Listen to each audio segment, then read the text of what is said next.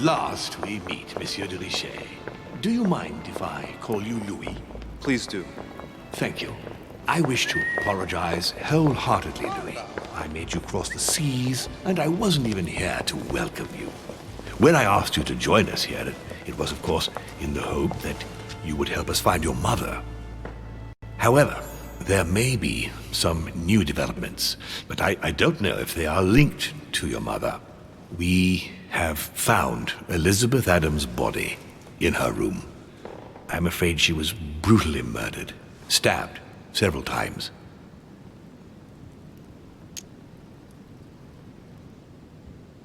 I can't believe it. We bumped into each other last night on our way to bed. Yes, I know. Duchess Hillsborough informed us that she accompanied you at the beginning of the evening. You apparently bumped into Miss Adams, who wanted to speak to you. We are told you turned her away, and she went away on her own. That's correct. Do you know what she wanted to see you about, by any chance? Not in the least. Pity. The poor child was probably trying to find help. I thought it could wait until tomorrow. Apparently not. Louis, I shan't hide the fact that this tragedy puts me in a very delicate situation. I cannot risk upsetting the smooth operation of our next conference. But the case cannot remain unaddressed. I must reassure my guests, and justice will be done. And for that to happen, I must ask for your help. Why is that? You met Elizabeth. You spoke together, I believe. She trusted you. Listen, Louis. Find out who could have committed this murder. I refuse to believe that one of my guests is the murderer. I want to know who is responsible for this. And I trust you. You have my backing. You must stop at nothing. Can I count on you? Of course. How would you like me to proceed? Maybe you could start by going to the scene of the crime. Elizabeth was attacked in her room.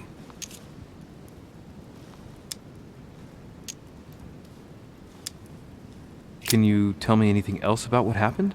Now, Louis, I wouldn't want to influence you. Get over there and form your own opinion. Right. I'll get over there immediately.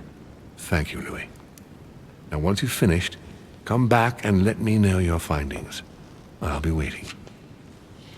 And Louis, you've got permission to search through the guests' rooms. They've all been notified and they agree.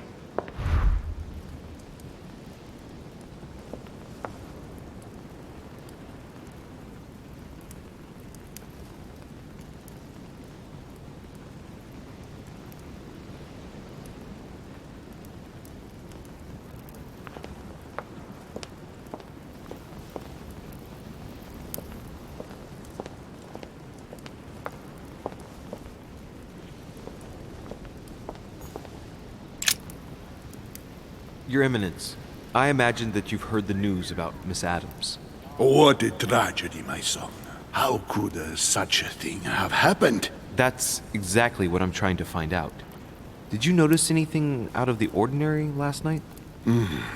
I saw the young French soldier, Bonaparte, I believe, hanging around near Miss Adams' room. But I would not want to get an innocent man into trouble, Louis. It's probably nothing. Not to worry, Your Eminence. If he is innocent, then he has nothing to fear. Do you know why Monsieur Bonaparte was hanging around her room like that? Well, I wouldn't be surprised to learn that the dashing young soldier had become infatuated with a fragile young woman who looked a bit lost. But I don't think he got a very warm welcome. Bonaparte and Adams? But they didn't even know each other, did they? I couldn't say, Louis. One last thing. You must know that Peru hit young Adams on the evening of our arrival. He apparently violently attacked her in the small salon. Do you know anything else about the attack? Oh, unfortunately not. I arrived too late to intervene.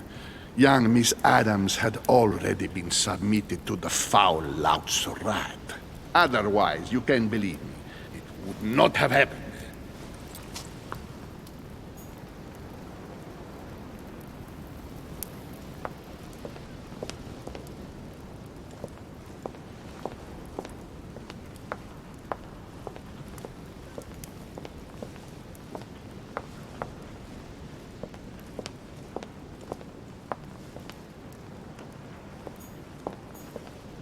A Byzant from the Byzantine Empire, a coin often used during the St. Louis era.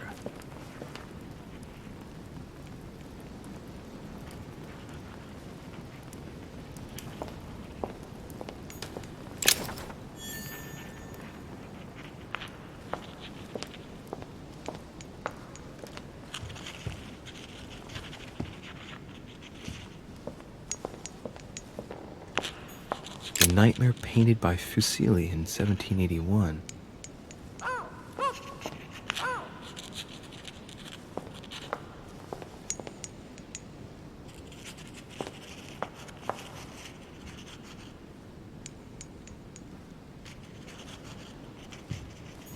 Carmelite water. They say that if you drink this, it gives you a real boost.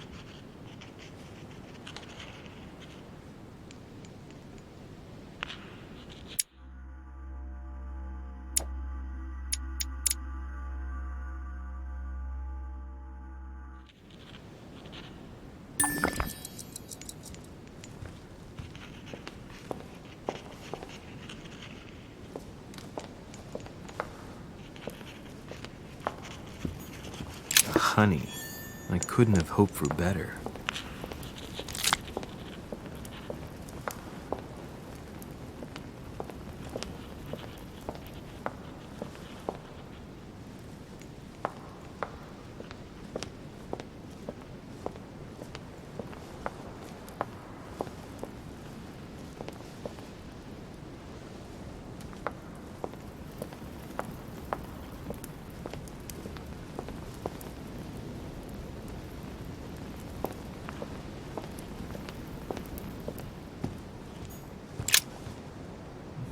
Which four-letter word could open this chest?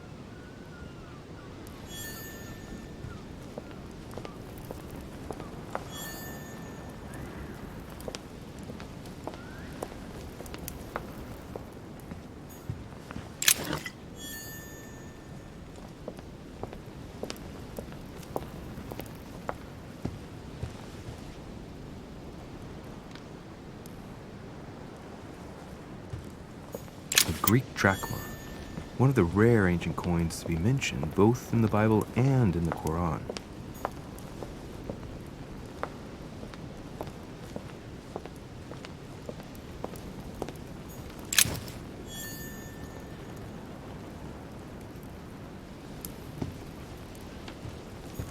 Dante's Purgatory. Why does your mind presume to flight when you're still like the imperfect grub? The worm before it's attained its final form. Charming.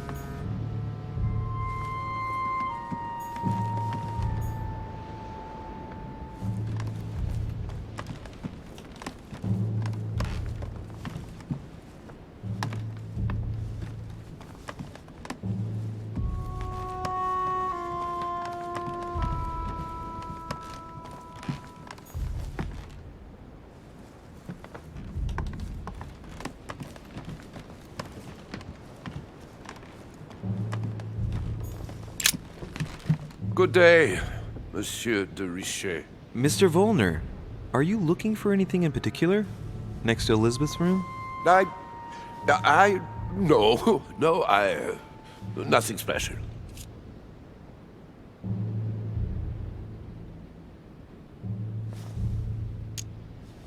I'd have thought this is not really the shortest way to get to your suite. Yes, I wasn't really looking where I was going. I shall leave you now, sir. I will return to my room.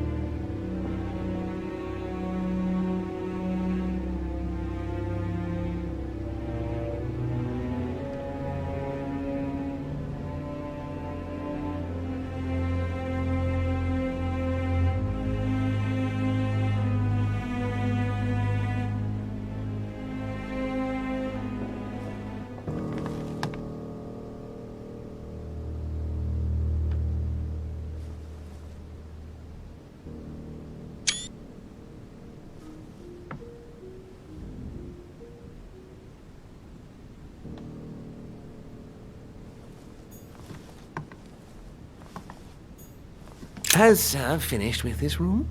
No, I haven't gone over everything yet. Sir may take his time.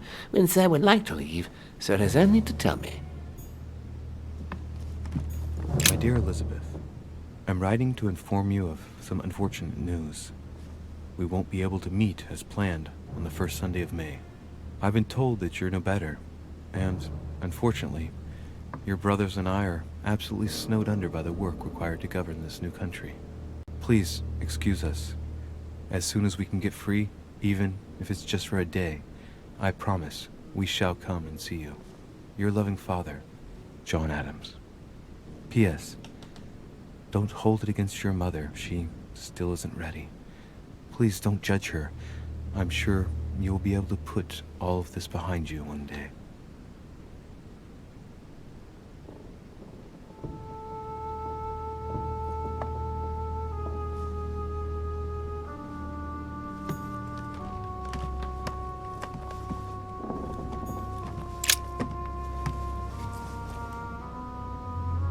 Clock stopped at 3:54. If it was smashed during the murder, then I've just established the time of the crime.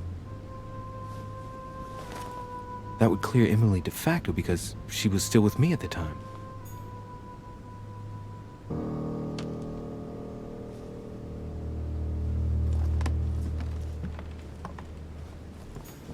Carmelite water.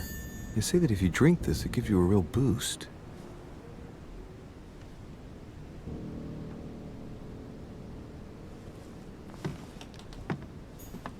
Pentagram? What the hell's been going on here? Contrary to what most people believe, a pentagram's not there to conjure up, I don't know what evil or demonic creature. With the point toward the top, the pentagram is an ancient symbol of protection against evil.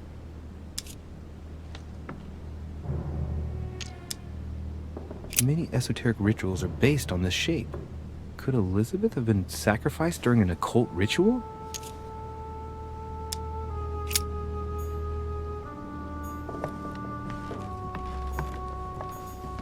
A drachma. A novel of the initiation of a young woman into a polite society. A notebook written in Elizabeth's handwriting. It is written in a mix of several languages. Not too easy to work out. It looks like a mixture of medieval Latin and Anglo-Norman. It is difficult to make sense of this jerky writing. I can make out some passages, though. He's coming. The demon is upon me. He's coming back to kill me. There she is. Death has come to finish me off. I've just run into her son. That was her last entry. What tortured writing.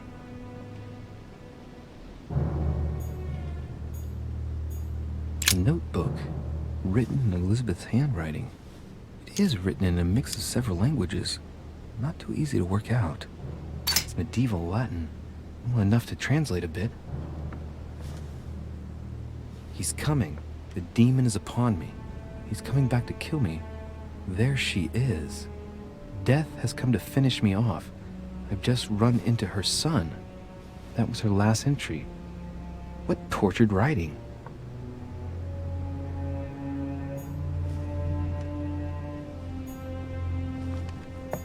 June 11th, 1791. My dear Elizabeth, your last letter gave me much cause for concern.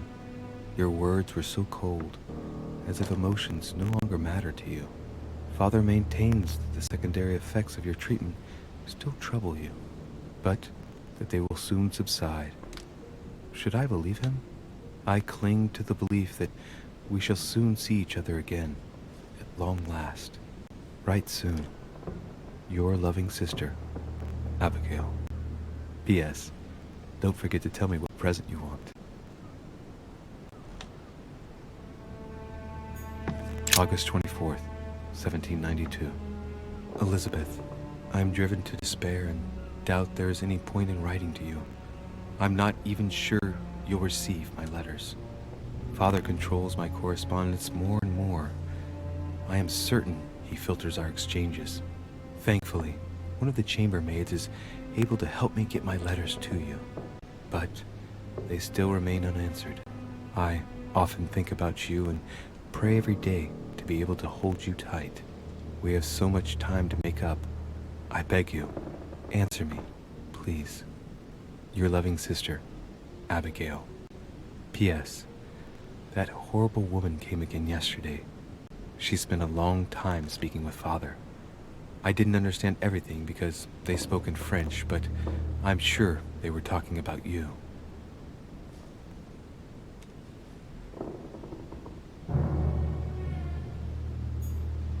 June 11th, 1791. August 24th, 1792.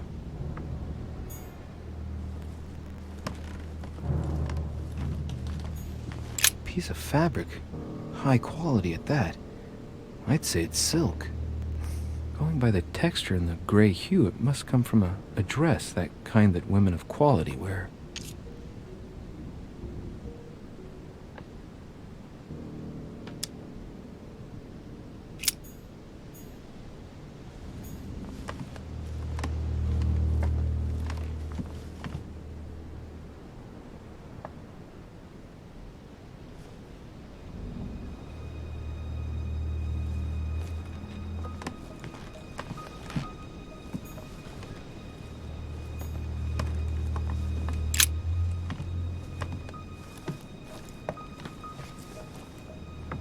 Pistol? Fairly new, I'd say, and judging by the weight of it, fairly light.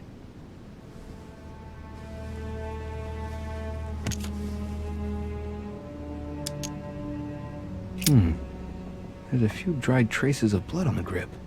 Difficult to know for sure how they got there. A tribute engraved on the barrel. To the liberators of France. It's extremely well maintained. The barrel is perfectly clean. It isn't loaded, and there's no traces of gunshot residue. I'd conclude that it hasn't been used recently. Right. I shall have to find its owner.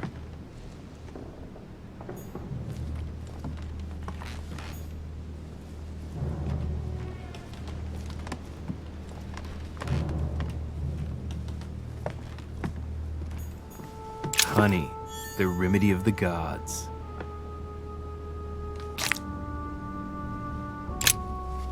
Vials of laudanum. Large quantities could knock out a bull. Could Elizabeth have been drugged? If the body wounds are anything to go by, then clearly not. She put up a fierce fight.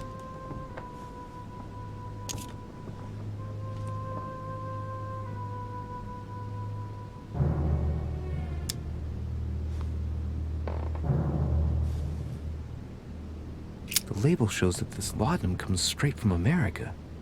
I wonder if Washington's involved.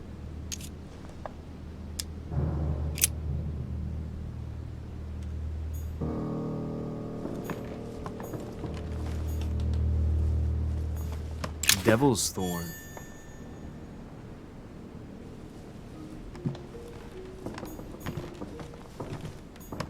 Blood spatter indicates that the murderer must have held Elizabeth upright during the attack.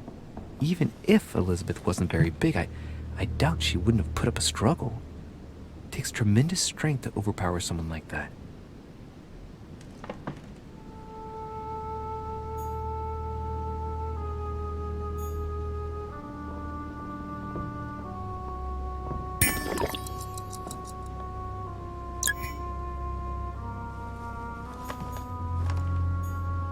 Knocked over a bottle of wine. I know that smell. It's laudanum. It must have been mixed with the wine directly in the bottle.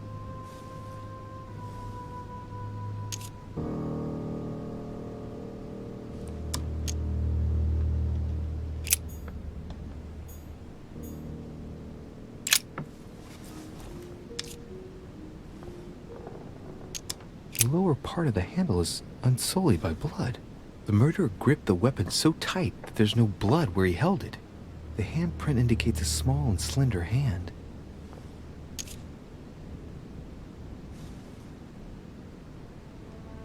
The blade is short and thin, well sharpened, apparently. It's covered in blood. Still fresh.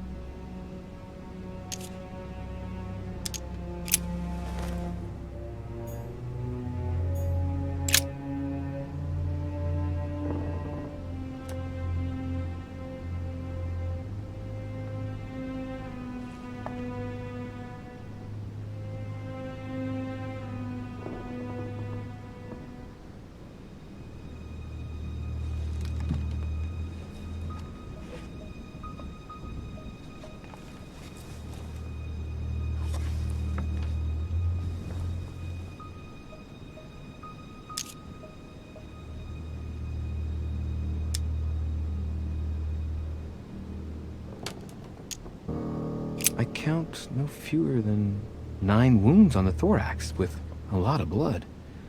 On first sight, I'd say that's what caused her death.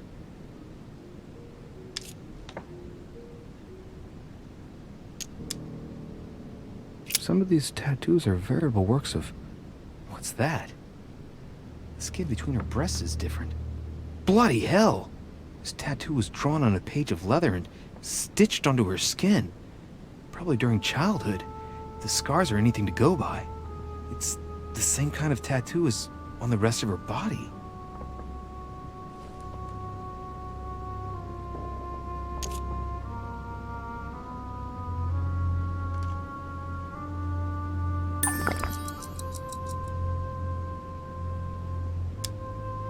The wounds are clean and look like they've been inflicted by a sharp object.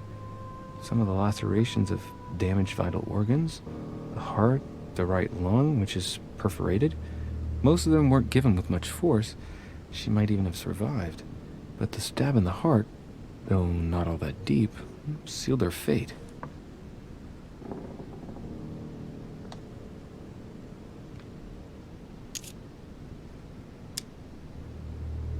Some of these tattoos are veritable works of... What's that? The skin between her breasts is different. Bloody hell! This tattoo was drawn on a page of leather and stitched onto her skin. Probably during childhood. If the scars are anything to go by, it's the same kind of tattoo as on the rest of her body.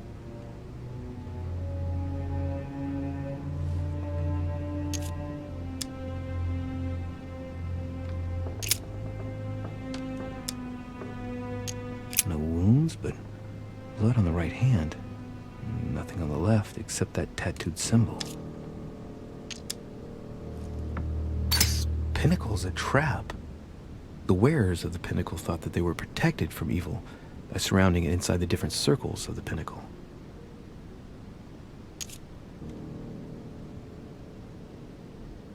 This pinnacle's a trap. The wearers of the pinnacle thought that they were protected from evil by surrounding it inside the different circles of the pinnacle.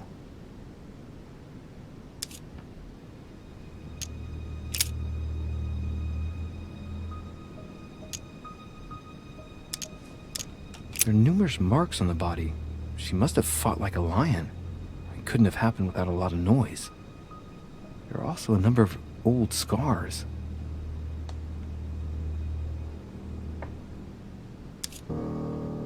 Scarring, ugh. Scarring isn't very regular, but they're mostly from old cuts. Scars are superficial and were made several years ago. She wasn't trying to take her own life.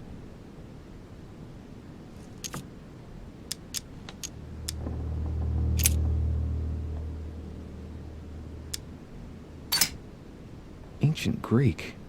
Let's see what it means. These are sacred chants intended to protect their bearer. But from whom? Or from what?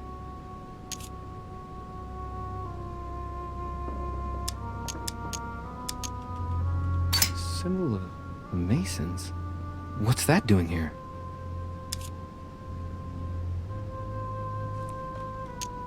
She had the Sigillum de Ameth tattooed on her. The symbol of the living God. Written in the language of angels, according to believers. It is rare for someone to know about symbols like this at her age, unless her mother was a tutor.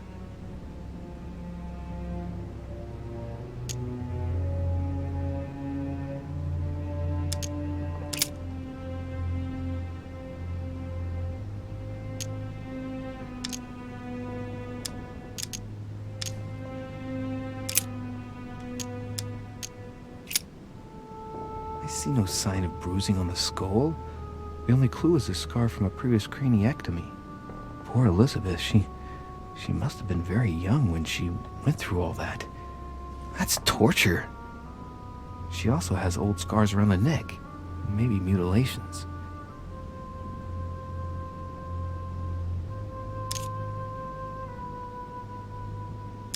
She bled from the nose.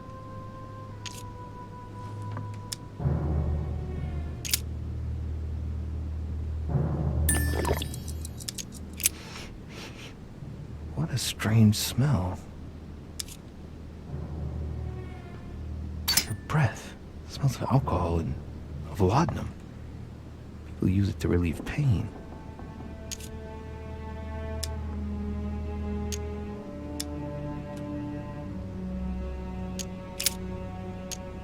She bled from the nose.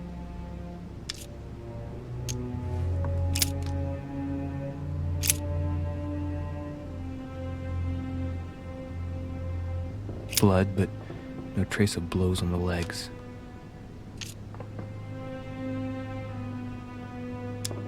More tattoos, similar to those on the rest of her body.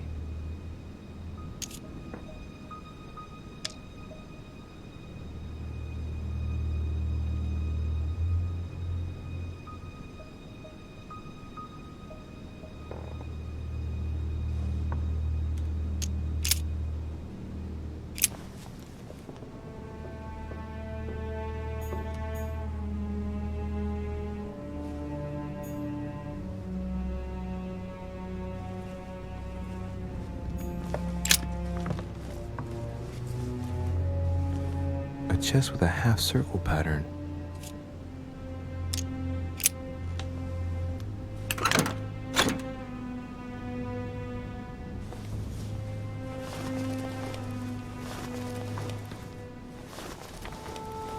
An untutored hand copied these notes. Looks like a healing method. Well, that's a pity. The writing is barely legible.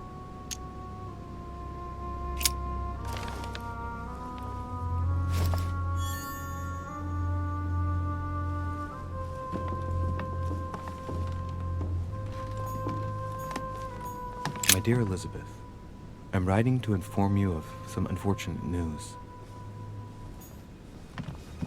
Has Sir finished with this room? I know enough now. Thank you. Very well, sir. Sir may return whenever need be. I shall guard the door.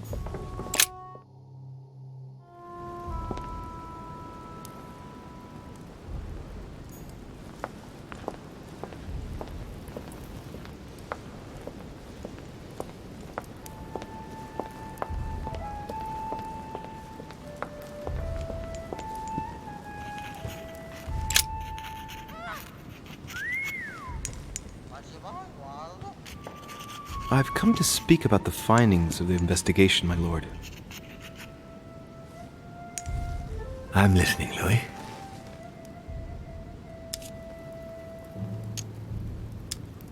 Will you remind me of the facts we already know about? Elizabeth Adams was killed last night, but Piaggi was with Holm and I until late at night. As for Bonaparte and Washington, they left us after midnight, both tired.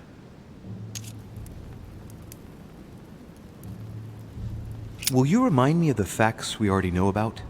Elizabeth Adams was killed last night, but Piaggi was with Holm and I until late at night.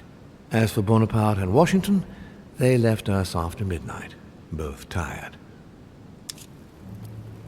I believe I've identified the murderer. Really, Louis? All right then. Please think carefully before you give me your answer. This is a very, very serious accusation.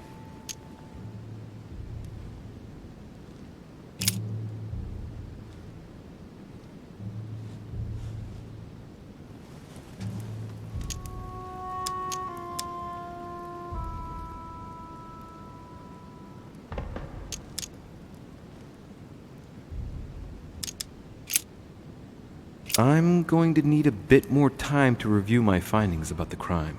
I do understand. All the more so as it's crucial not to make any mistakes when it comes to naming the culprit.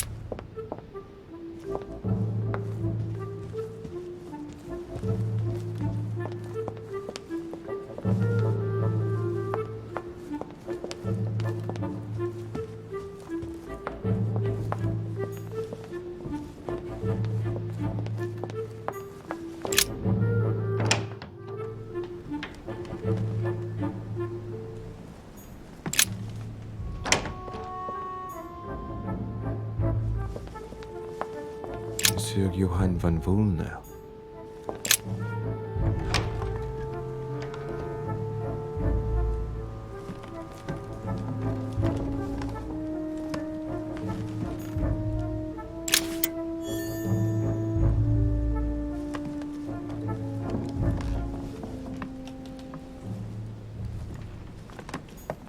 The signs of obscurantism.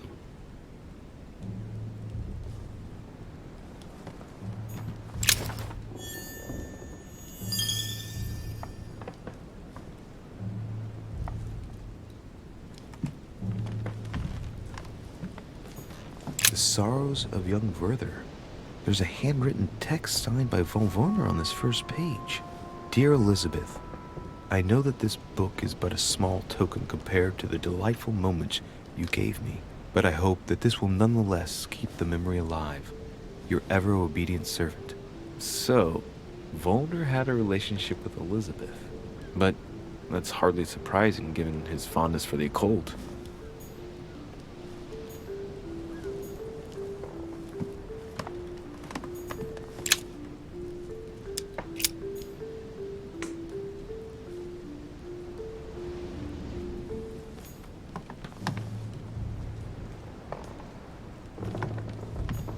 A chest locked with a 4-letter code. Surely a word close to the owner's heart.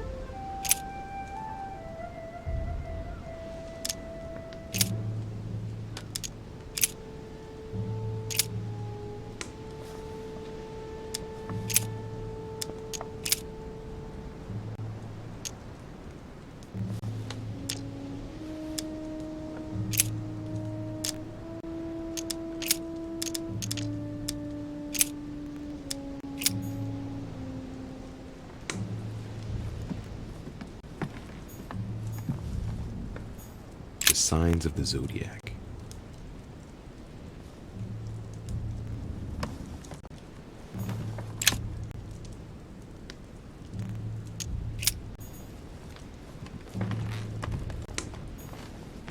The alchemist is a young man.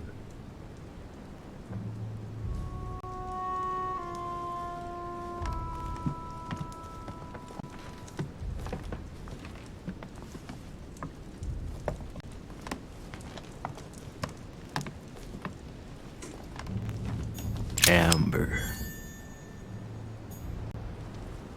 The alchemist is an old man.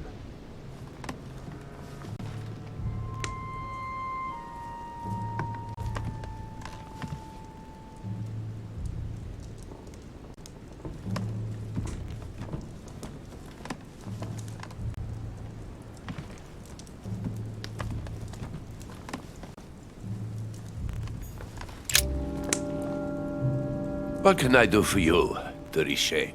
Monsieur, Lord Mortimer has appointed me to investigate the tragedy that befell us last night. Oh, yes. It's horrible. Yes. How can I help, monsieur?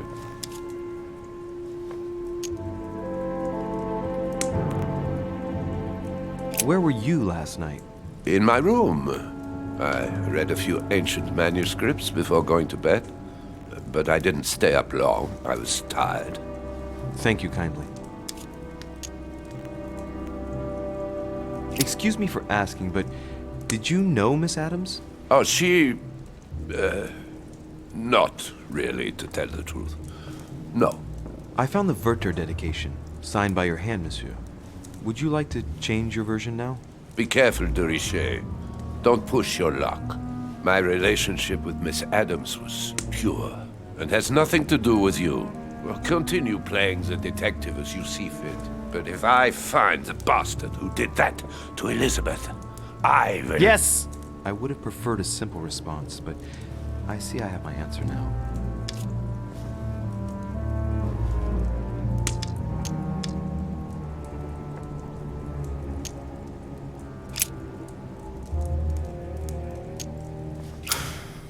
We finished. I'll have a look around and then take my leave. Do whatever you have to do.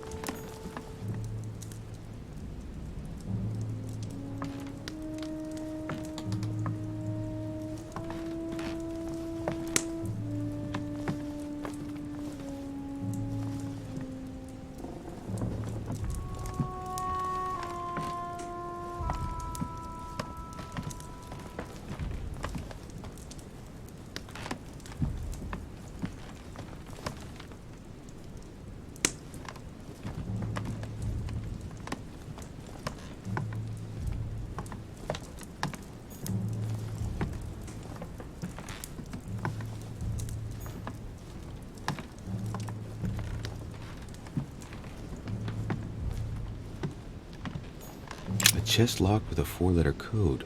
Surely a word close to the owner's heart.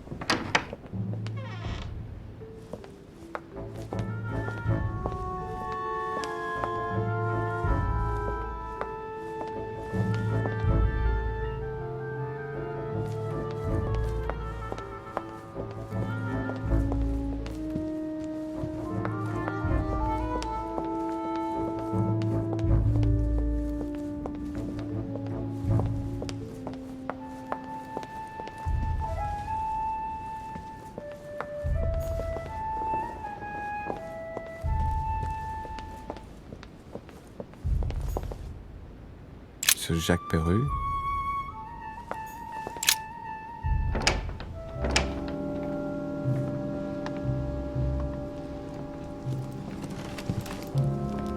What do you want from me, de Richet? Greetings. It's fallen to me Cut that... the crap! Get to the point. We both know why you're here. And have you got anything to tell me? What does it matter? It's too late anyway. Do what you have to do and get out.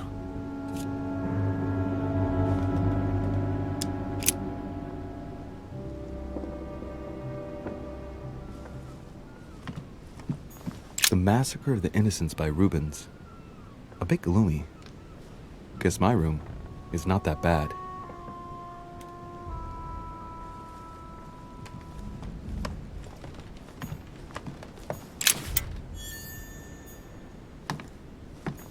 Nice decor for a revolutionary tribunal judge's room.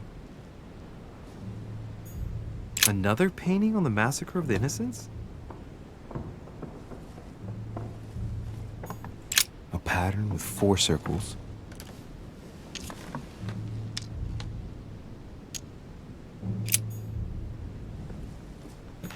The Massacre of the Innocents, but by Van Harlem. I think that Mortimer likes to play mind games with his guests.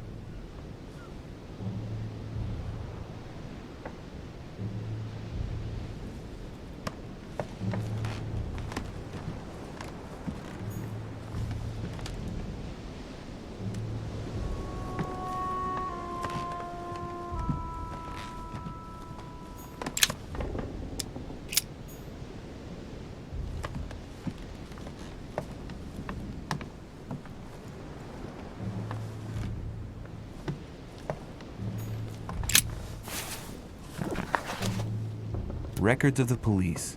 Notes intended for the police lieutenant of Paris. It's a list of people under surveillance in Paris. And there's some well-known names on it. This is valuable information. This shouldn't be lying around.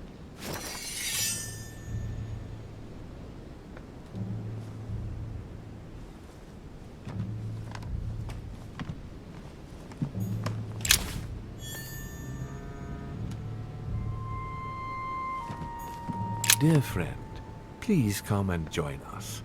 We must meet about the ongoing operations in Paris. A boat will be waiting for you in Calais and will take you to Dover in England. From there, a carriage will take you to the port of Tintagel, where a frigate will be waiting for you and other guests, so you can meet up with me on my island as quickly as possible. I await your arrival. Lord William Mortimer.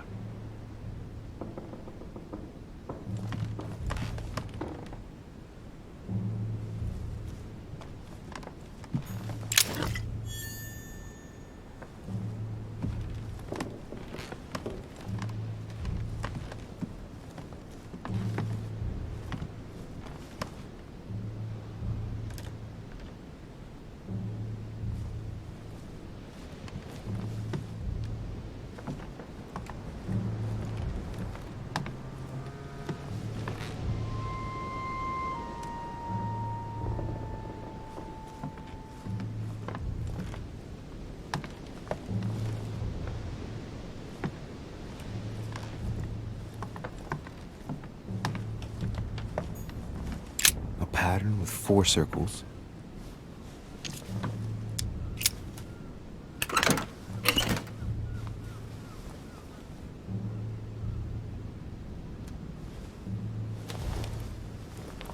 Dear Monsieur Perru, I'm writing to thank you for the funds you sent. These funds will be crucial for the renovation of the western wing of the orphanage. The children you sent are doing marvelously well, and little Pierre will soon be walking. Some of them still sometimes suffer nightmares about their parents on the scaffold, but I expect they will cease in due course. Should you decide to send us more, please note that another 20 beds will soon be ready. The children and myself will never thank you enough. Long live the Republic. Long live France. Sister Marie-Hélène. All right. I've retrieved everything. All right. I've retrieved everything.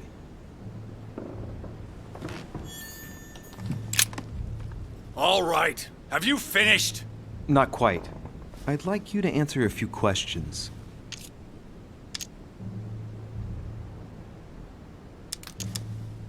You were armed the night of my arrival. Can I see your weapon? No. You do realize you're not helping, don't you? You're making it worse for yourself.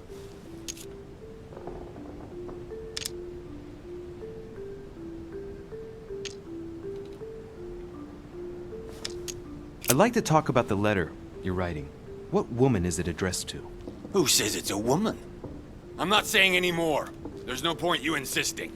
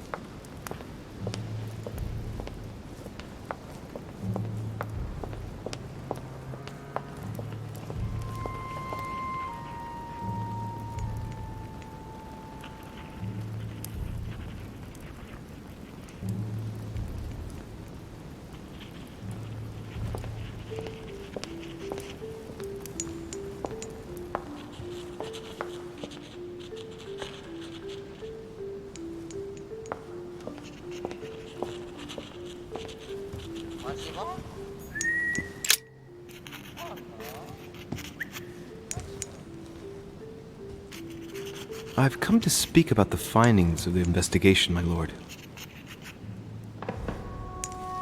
I'm listening, Louis. I believe I've identified the murderer. Really, Louis? All right then.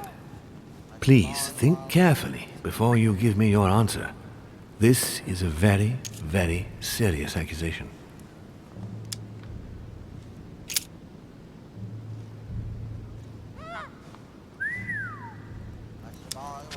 I think Monsieur Napoleon is the culprit. Why is that?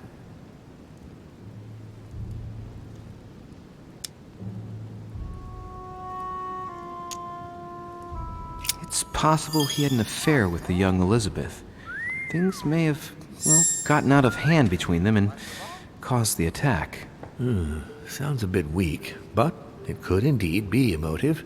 Anything else?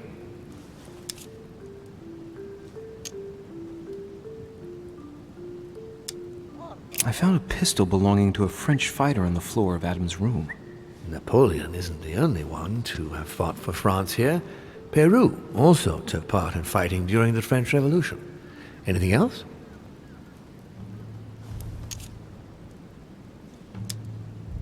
That's it. I have heard you out. I shall investigate on my side, but I have sincere doubts about this accusation. Given the imminence and the political issues of the conference, I trust you will leave me to conclude the case in my own way. Right. It's time we spoke about your mother, Louis.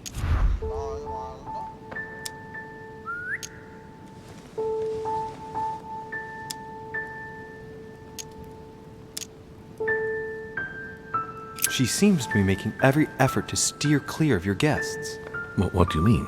For the past few weeks, my mother's been playing cat and mouse, if you will. I don't know why, but it wouldn't surprise me to learn that she's trying to avoid someone. The question is, who? And in your opinion, would she be the cat or the mouse? I'd like to answer the cat, but unfortunately I'm increasingly worried that she's in fact the mouse. That doesn't make me feel any better, Louis. What was the official reason why my mother came to your island? I knew about your mother's activities and yours in the Golden Order. I thought we had everything to gain by working together. You mean the cannon deal with Monsieur Bonaparte? Among others, yes. How did you hear about that? Monsieur Bonaparte came to speak to me about it yesterday, during lunch. I see. So impetuous. He was supposed to let me speak to you about it first. Our friend Napoleon desperately needed financial backing to properly equip his army. I took it upon myself to back him because I have a firm conviction that he can go far. We shall see. However, there's one thing that surprises me. Did my mother intend to finance a war? I'm not sure that I follow. No, your mother's aim was not so much to partake in a war, but rather to make Monsieur Bonaparte accountable. France is in turmoil, and having support of a military man can often come in handy, Louis. You'll see. Once this deal was closed, I had big plans for Sarah. Such as what? You see, I've invited several influential figures on my island to present them with a project at the conference. It will be presented later today. I thought that the Golden Order had a role to play, and I still think so. I was hoping Sarah would be able to join us. I see. Indeed, if by chance your mother decided not to return to us before the conference, would you do me the great honor of attending? If only to follow the deliberations while waiting for her to duly take her seat. Why not? We shall see. Thank you so much. In this way, you'll be able to keep your mother informed of what is said. There's something else I'd like to briefly go over. Earlier, you asked me the official reason for your mother's presence here. Is there an off-the-record reason why your mother came here? If only my mother had trusted me, but she remained very mysterious. I'd have been delighted to answer your question. Is this usual for her? As head of the Order, secrets are her bread and butter, as you can imagine. That said, it's the first time she hasn't let me in on the reason for her trip. And it intrigues me, to tell you the truth. Well, I am sure that Sarah will explain everything once she reappears. There's something I still don't get. In your opinion, why would your mother remain in hiding over several weeks?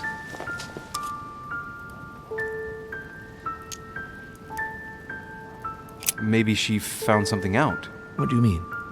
My mother has a gift for investigating. If she had picked up a lead, nothing would have stopped her. The only thing I can tell you is that Sarah had indeed changed. At the beginning of her stay here, we enjoyed spending time together, solving the world's problems. You seem to know my mother very well, my lord. What did you talk about together? Oh, as soon as we had a little free time, we liked to share points of view about practically any subject.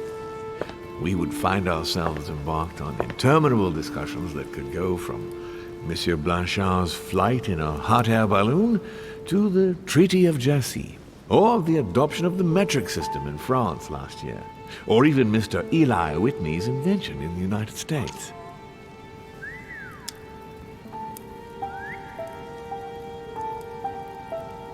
Ah, yes. His famous cotton gin. It was supposed to revolutionize cotton production in the United States. It will revolutionize the world, Louis. The potential of this invention is much greater. Tomorrow, all industries will be switching to simple but large-scale production. Of that, I'm sure. I'm surprised she didn't get you started on the Crusades. It was her favorite subject. Are you joking? Sarah and I spent entire days together reliving them. It so happens that the Crusades are also my subject of predilection, especially the third. My ancestor distinguished himself brilliantly during the siege of Saint-Jean d'Acre.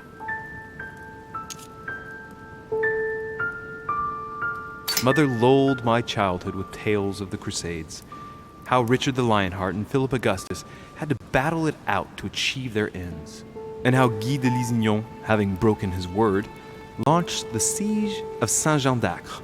Oh, I see Sarah's lessons have inspired new enthusiasts. Good on you, because not everyone can claim they know as much at your age. Your mother is a very well-read woman. You're quite lucky to have her as a model, Louis. Yes, I know, but I'm still very worried. I must admit, there are worse things to worry about now, Louis. What do you mean? Since she disappeared, your mother has been seen once. Her behavior on the evening of your arrival greatly surprised Gregory and myself. She resurfaced to attack Emma, Emily Hillsborough's twin sister, and she shot her with a pistol. Then, before Gregory could intervene, she ran off and disappeared again. I beg your pardon? Hang on. Emily has a twin sister who knew my mother? What's she playing at, goddammit? That means my vision on the wharf, it was actually happening inside the manor. Mother shot Emily's sister? The very person she came looking for? Why would she do that? Excuse me, but between that and the childhood of Lady Adams, it's all a bit much for me to cope with. I need to piece it all together again to see things more clearly. You said that you spent a lot of time talking together at the beginning. What happened for that to change? I'm afraid I haven't much to tell you. The more the days went by, the more she withdrew into herself. She never gave me an explanation, until the day came when she purely and simply disappeared. Where did she go when she wanted to be alone? She would shut herself away in a room we use as a box room upstairs. Would you allow me to go there? Naturally, Louis, of course. I'll send you a servant to open it. Thank you. That's all I can tell you about the disappearance of your mother, Louis. I would like to have been more helpful. I shall stay on her trail and follow up any leads. Thank you. We will meet later on to welcome our last guest. In the meantime, I shall get someone to open the box room upstairs for you. Thank you.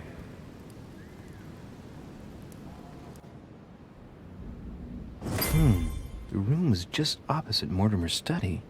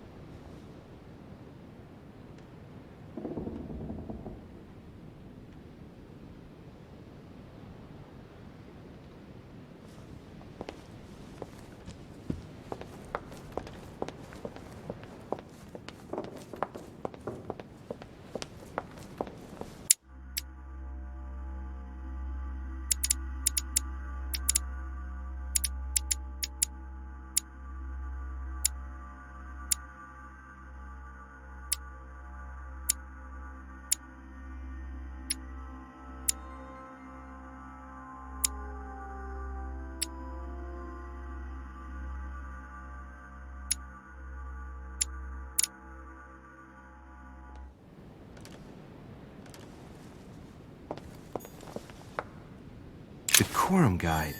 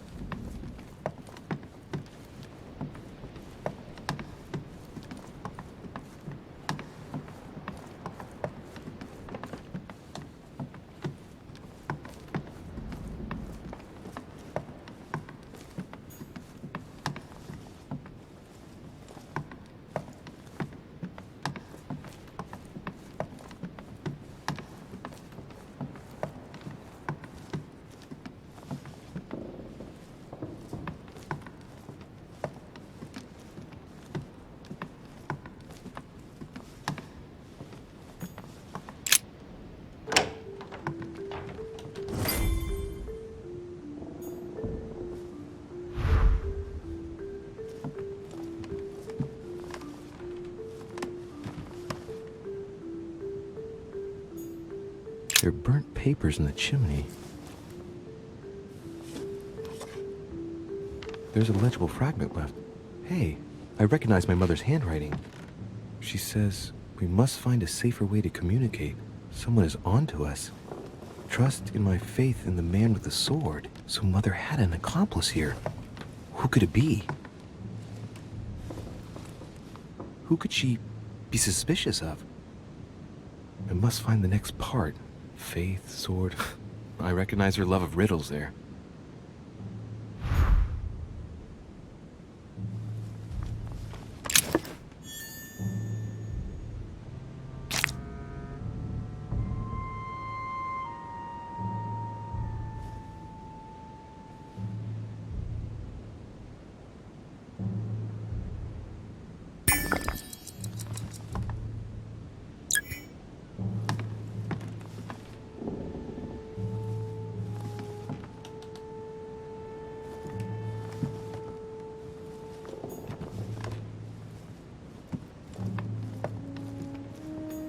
Dante's Paradise. Raise your head and be reassured, for what comes up here from the mortal world must ripen in our rays. What is this disc?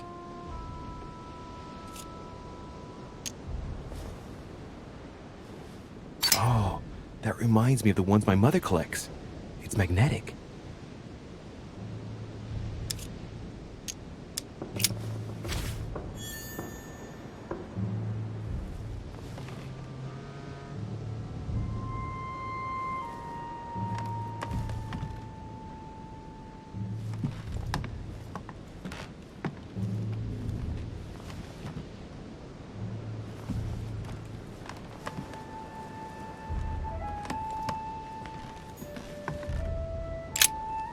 St. Paul on the Road to Damascus by Caravaggio. Caravaggio attained a magnificent command of black and the play of colors too. Paul facing an ordeal, the curtains of his illusions being raised, and receives the light from his Savior.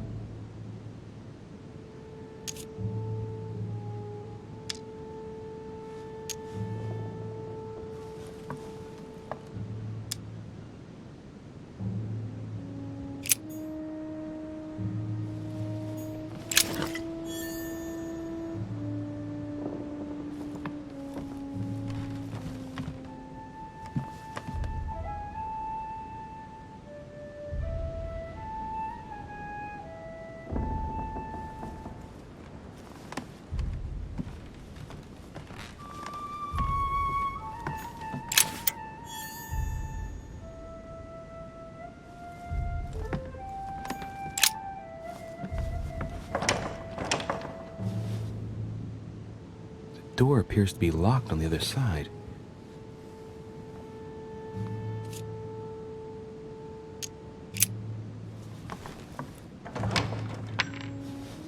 I think I heard something fall to the ground. A metallic sound, like a key falling to the floor. We'll see if it works.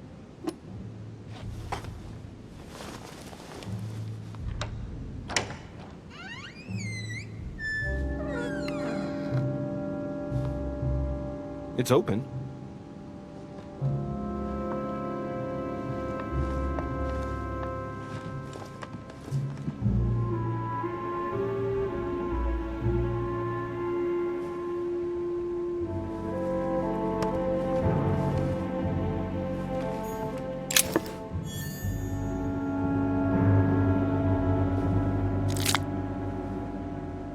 St. Paul painted by Guido Reni. St. Paul is shown holding a sword. Strange. There's hardly any dust, as if the painting's been cleaned recently. There's a small inscription engraved on the frame. Let's take a closer look. This is how Paul spoke to his pilgrims from Rome. Just above that, someone's written down the figure 11 on the painting and underlined it twice. No, what does that mean?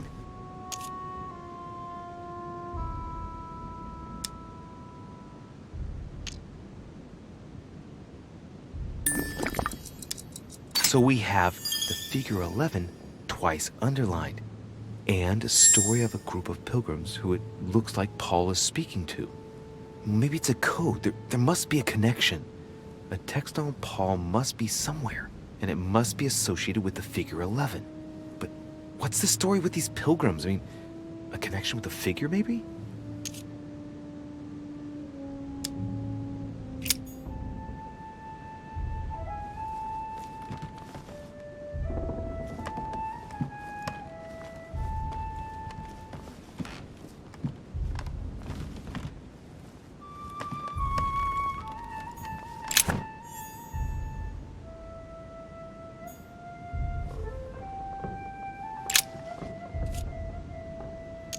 Painting of St. Mark from the collection of the Apostles by Guido Reni.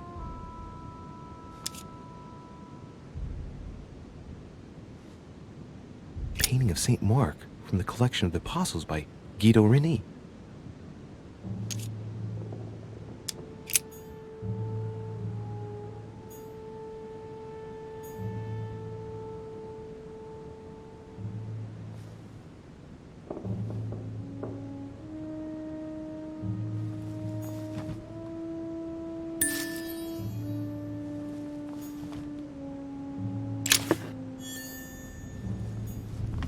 Several portraits of apostles, all signed by Guido Reni. Looks like someone touched this commode recently. There are fingerprints on the sheets and in the dust.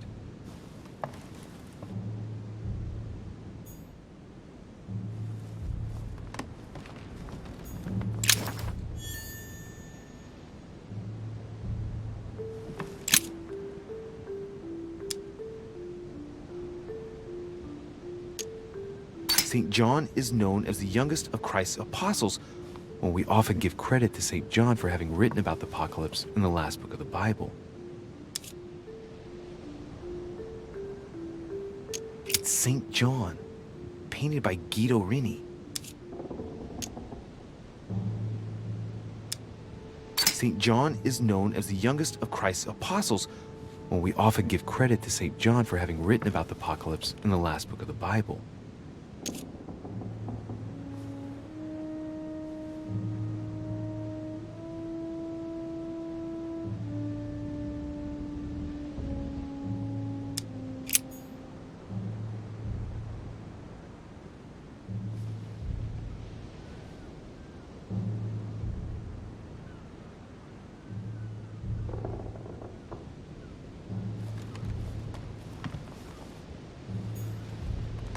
The New Testament.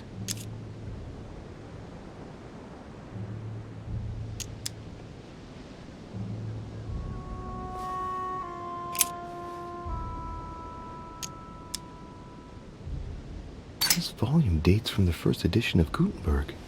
It's the first book that was ever printed. The pages are covered in annotations in Latin, French, and Hebrew. Someone spent years studying this Bible.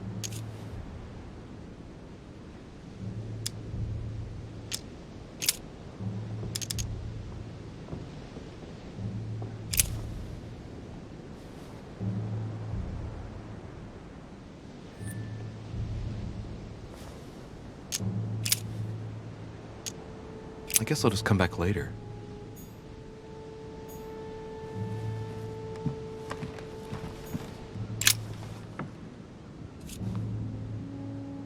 A drawing of the Apostle Matthew, painted by Guido Reni.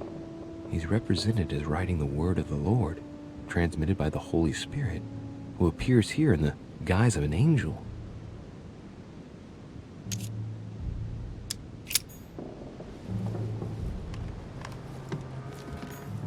A chest with the occult symbol representing air.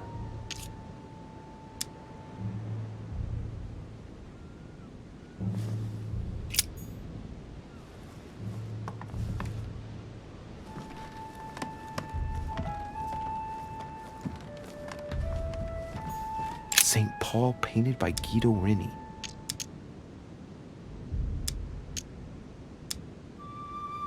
Of the four apostles shown in this piece, Paul is the only one who isn't an evangelist. He is the 13th apostle.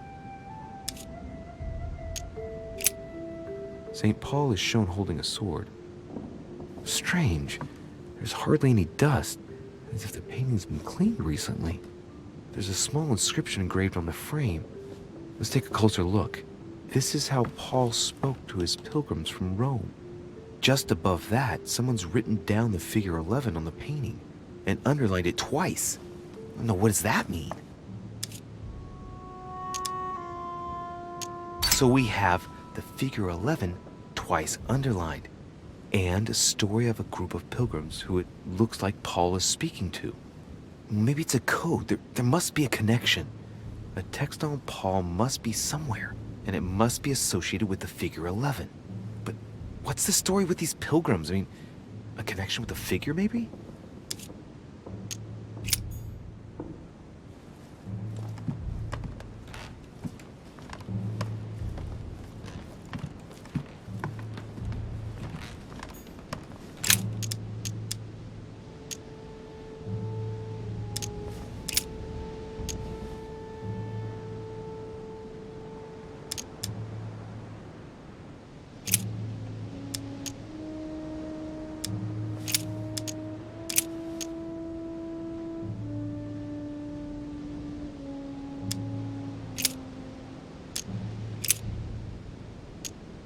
I say then, have they stumbled that they should fall? God forbid, but rather through their fall, salvation is come unto the Gentiles, for to provoke them to jealousy. Oh, wait, a note from Mother is carefully folded between the pages here. What does it say? Dear E, I'm glad you found this note. I was afraid the code of the two groups of pilgrims would mislead you. Pick up the package. You know where, and hide it where no one will find it. It's imperative. Awaiting your reply, hidden behind the youngest apostle. What? The youngest apostle? What does Mother mean by that?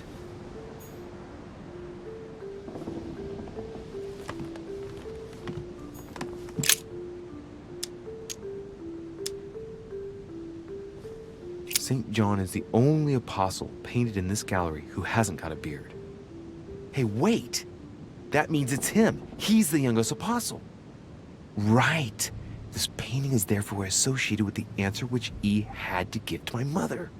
Now, I just need to know how to recover the answer.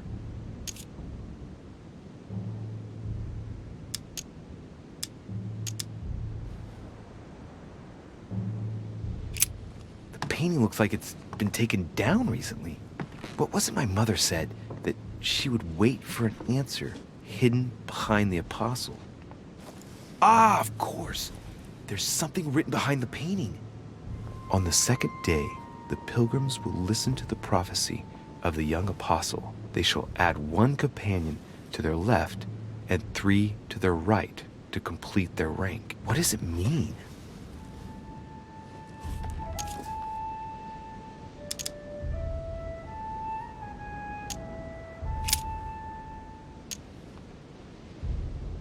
On the second day, the pilgrims listened to the prophecy of the young apostle. The prophecy of the young apostle, that was John. And the prophecy mentioned is most likely the book of Revelations according to St. John.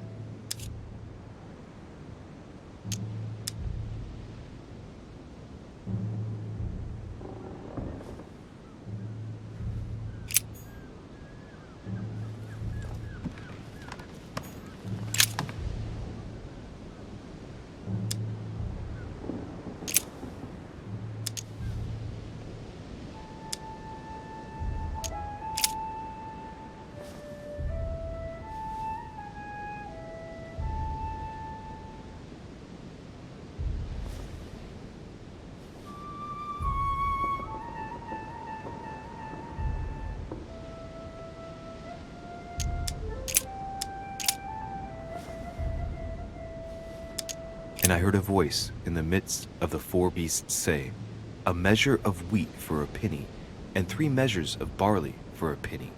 And see thou hurt not the oil and the wine.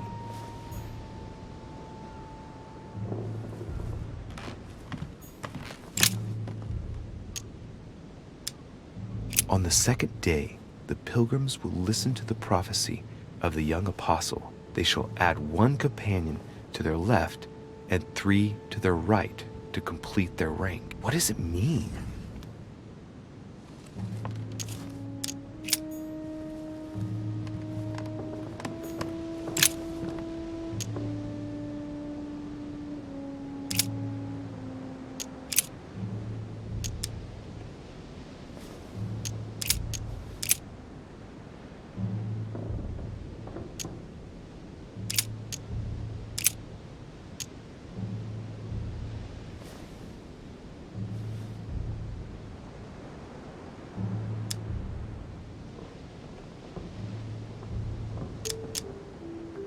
And ye know that he was manifested to take away our sins, and in him is no sin.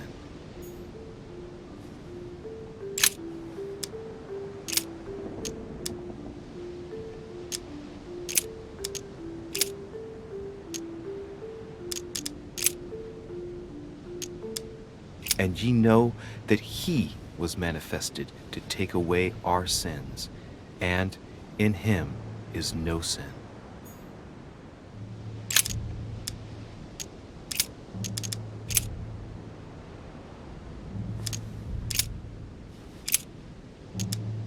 If we say that we have no sin, we deceive ourselves, and the truth is not in us.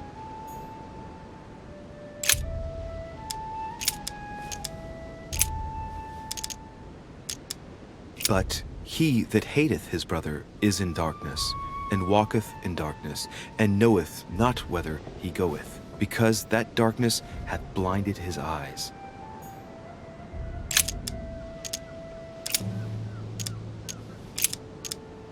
Hereby know that we dwell in him, and he in us, because he hath given us of his Spirit.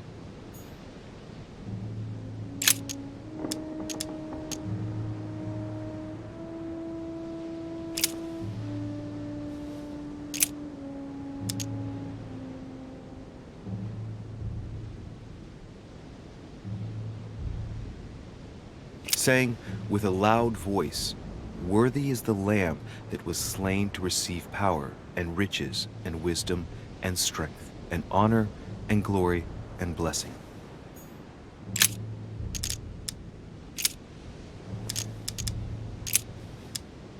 And I heard a voice in the midst of the four beasts say, A measure of wheat for a penny, and 3 measures of barley for a penny. And see thou hurt not the oil and the wine.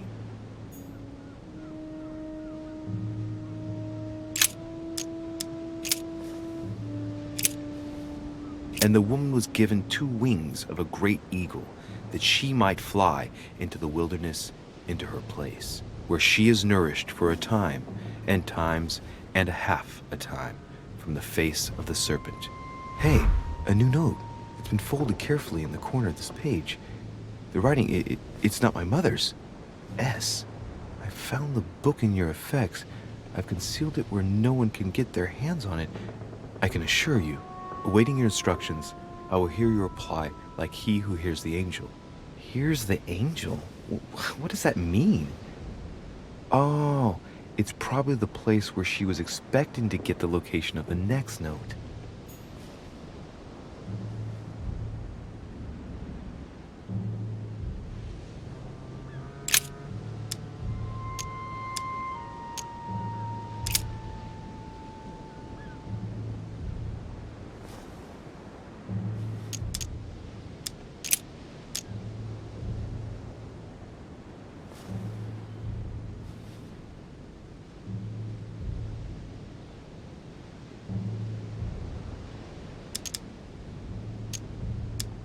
I guess I'll just come back later.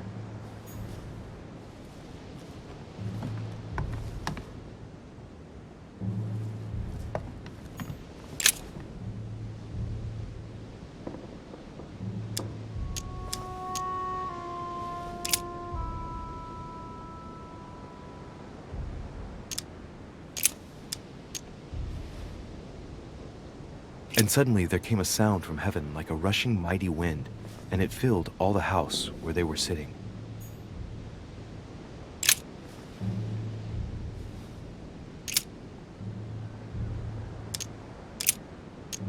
And he became very hungry and would have eaten, but while they were made ready, he fell into a trance. Hey, there's a note here. A message from Mother in reply to E. We must leave urgently, but first I absolutely must go beyond the nightmare. Watch out for Volner. He figured out I was avoiding him. Allay suspicion. See you tomorrow evening. Stand ready. For now, let's cease all communication until we meet. Take care of yourself. I suppose this must be the last message. What happened afterward? If it's what I suspect, I fear the worst. What did Mother mean by, I absolutely must go beyond the nightmare? I must go beyond the nightmare. What does she mean by that? I'm guessing it's a metaphor. I need to figure out what this means. Mortimer's getting his guests together. I ought to join them so I don't look suspicious.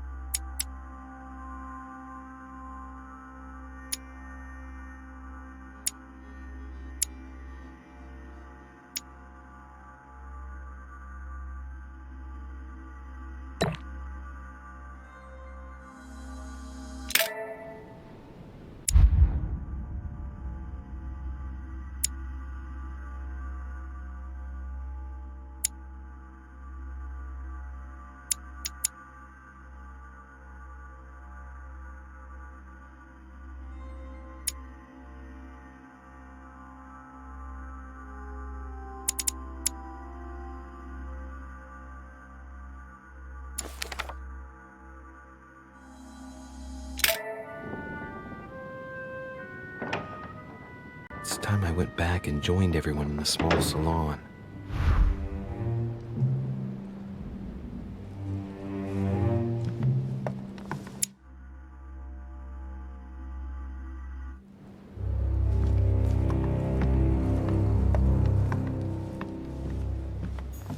You are expected in the small salon, sir.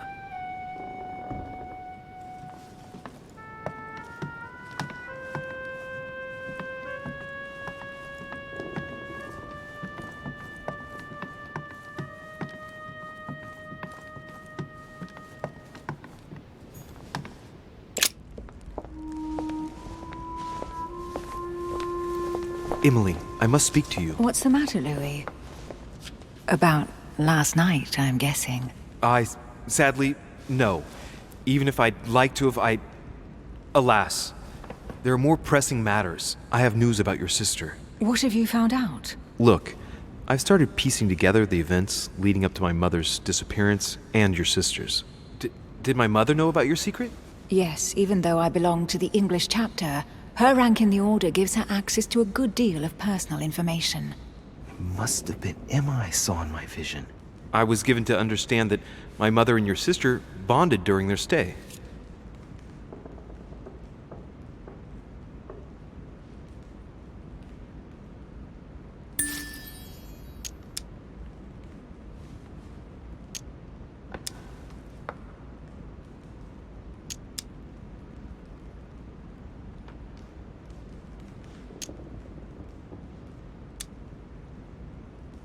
I've got a question that might seem a little bit strange. I'm listening. If I said go beyond the nightmare, would that ring any bells? No, means nothing to me. Do you mean literally or figuratively speaking? My mother used to talk about it, in the figurative sense probably. We still need to understand what she was referring to, though. If I find something, I'll let you know. Should I speak to her about my vision? If what I saw is true, she might want to take revenge. I better keep that to myself for the time being. Come, Louis. They're waiting for us.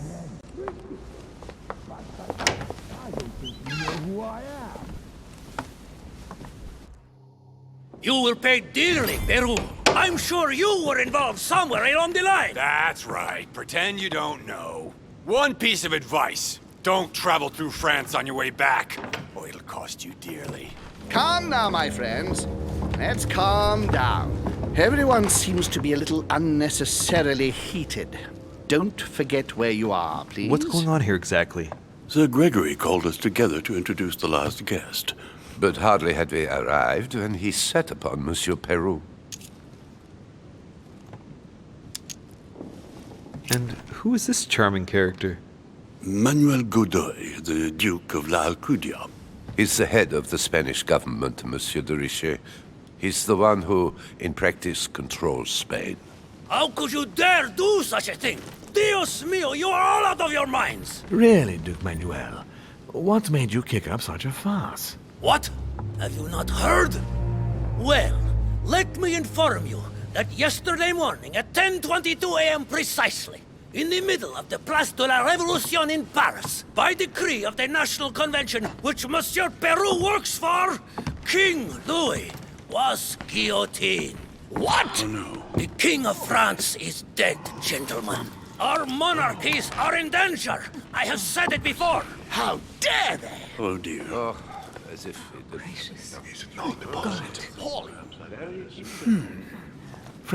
Friends, let us calm down. Don't pretend to be surprised.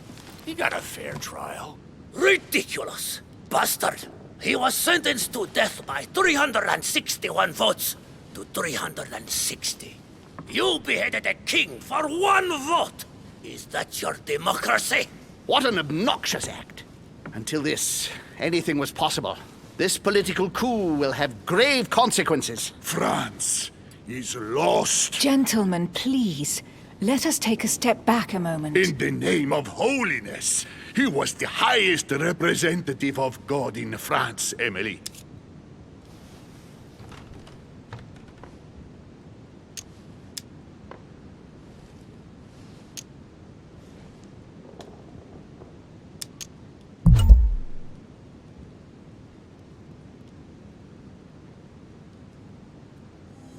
Gentlemen, this news affects us all, but I must ask you to remain calm. It's not the first time history has taken us by surprise. Let's ensure that our respective countries are allowed to respond appropriately to this news. Oh, rest assured. The response will not fall short, my friend. Good for you. Well, Your Grace, here I was preparing to introduce you as is proper, and you've beaten me to it. I'm delighted that we are all together at last. Our meeting will therefore be able to kick off shortly. I have just a few more little preparations to take care of before you all find out the reason for your presence here. In the meantime, I shall leave you to get to know one another. When you hear the bell, please proceed to the conclave room on my left, behind that door. I'll see you later.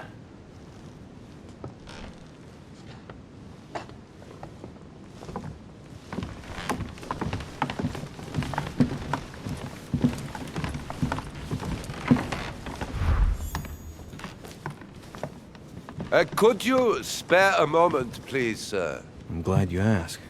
I want to talk to you, too. Of course. I heard about your mother's disappearance. He looks concerned. I don't know why, but I doubt it's from sympathy alone. Well, let's see what he wants from me. Any news of her? Have you found her, maybe? Well, sir, I must admit, I'm a little pushed for time here, so... Very well. I shan't keep you, Monsieur de Richet. All right, then. Thank you. I hope that your search will prove successful and bring Sarah back to us soon. I must go now. I'll see you later.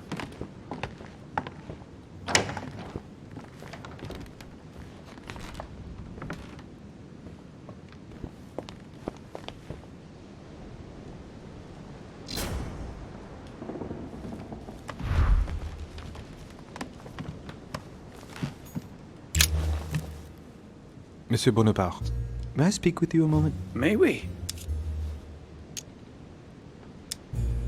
Does expression "go beyond the nightmare" mean anything to you at all? Well, metaphorically, yes.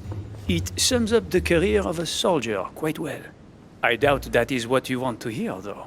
Indeed. That's surely not what I'm looking for. Well, monsieur, if you are looking for a phrase book, Lord Mortimer must surely have one, given the number of books he has. You ought to check in the library of the tower. You never know.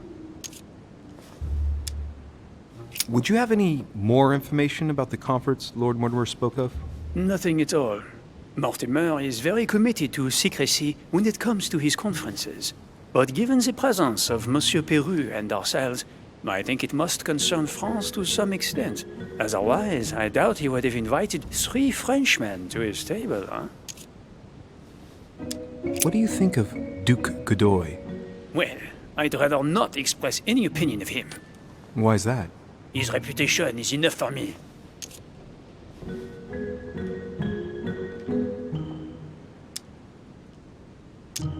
There are some rumors about his loose morals. Juste, monsieur. Add to that his devouring ambition, if you want my opinion. Playing at lover boy rather than gaining merit for his career. It's a disgrace for any soldier. I understand your point of view. Well, I'll be leaving you now. Shall we meet up again later? Wait, monsieur.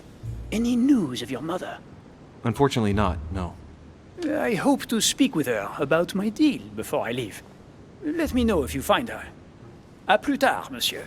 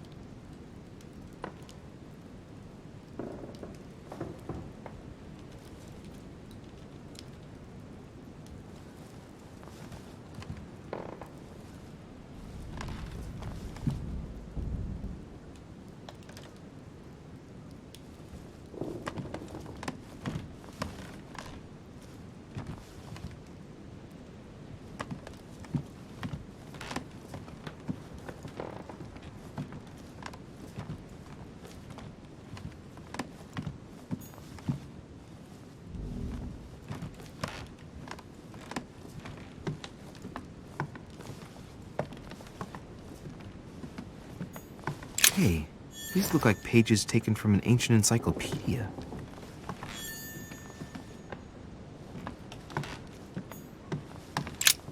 There's a pattern with 5 circles on this chest.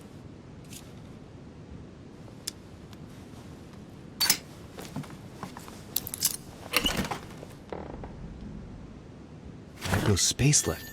I'll retrieve it later.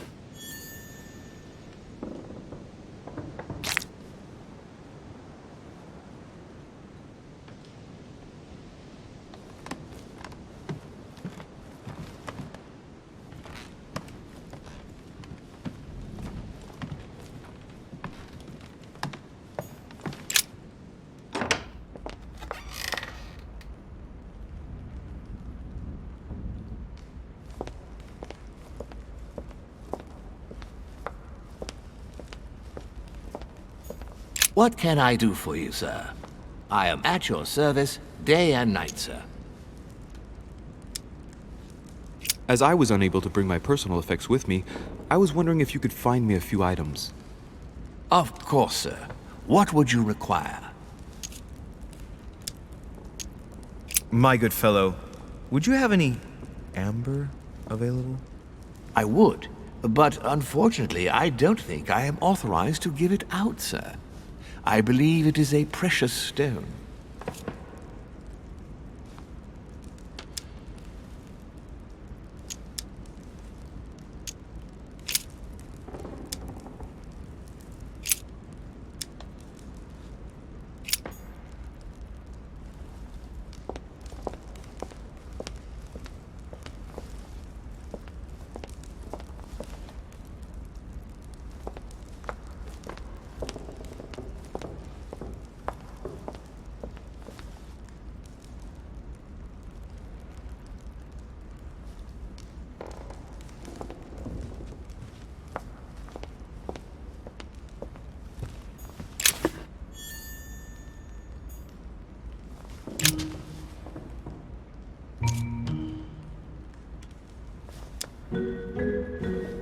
Go beyond the nightmare. Does this line remind you of anything in particular? You've caught me unaware here, Louis. Let me think about it a second. No, nothing comes to mind. Sorry, Louis, but I am unable to help you. Mr. President, what do you think about your counterpart, Duke Manuel?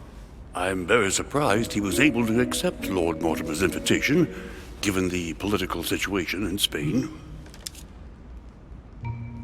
I wonder what promise Lord Mortimer could have made to make him agree to come here, given the circumstances. Who knows? Mr. President, can you tell me a little more about the coming conference? Of course, Louis. That's why we're here. Lord Mortimer or Sir Gregory regularly organize meetings like this to put forward major projects. What do you mean by major projects? I'd prefer to let Lord Mortimer explain that to you, Louis. Let's say he brings together influential people in order to consider possible actions to undertake to guarantee the future of nations. Do you know the theme of the conference? Not in the slightest. None of the guests know the theme before arriving. But you'll see, everything will turn out fine. Don't worry. Well, thank you for your time. Don't mention it, my young friend. Regarding your question on the nightmare, don't hesitate to question the others about it. Maybe one of them knows more than I do. That's a good idea. Thank you once again. I'll see you in a little bit.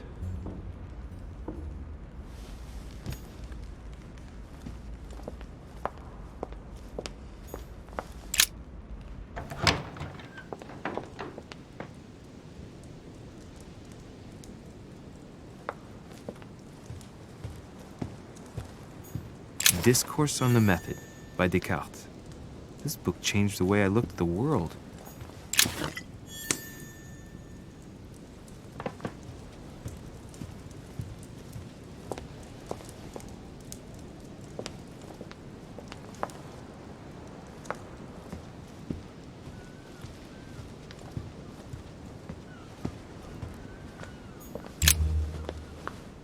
Ah, Louis. Just the man. Good Lord. How did the king come to be executed? I would think that the order would have intervened. I invite you to speak about it with my mother as soon as she reappears. Is there any news of her? I hope it won't be long before I find her, Your Eminence. Now you wanted to speak to me.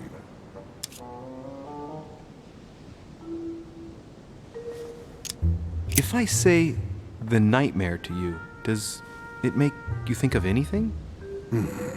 Your question is strange, my son. Difficult to say. Could you at least tell me a little more about the context?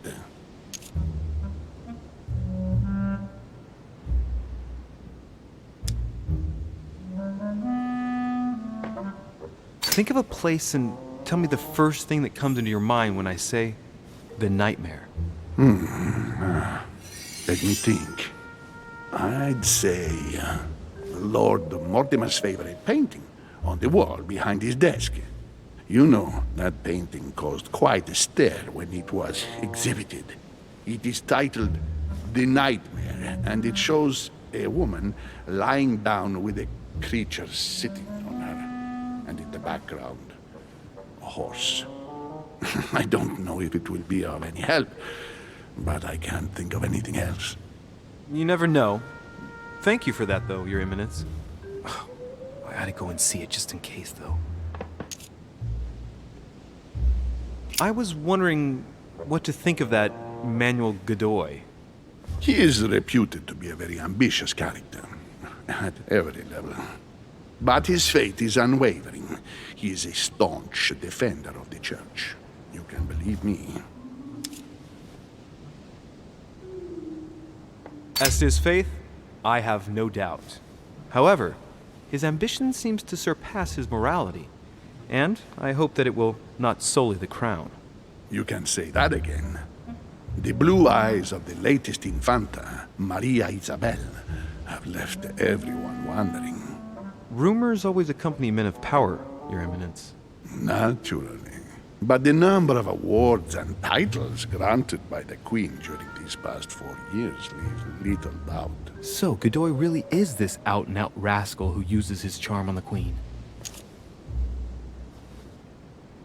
I'm sure a man like you is in the circle of trust.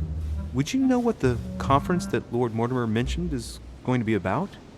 Not really, my son. Well, be it Lord Mortimer or Sir Gregory, we are never informed about the theme of the conference before it begins.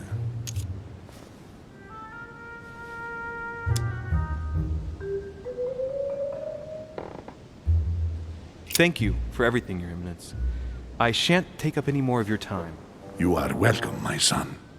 I will be seeing you, Louis.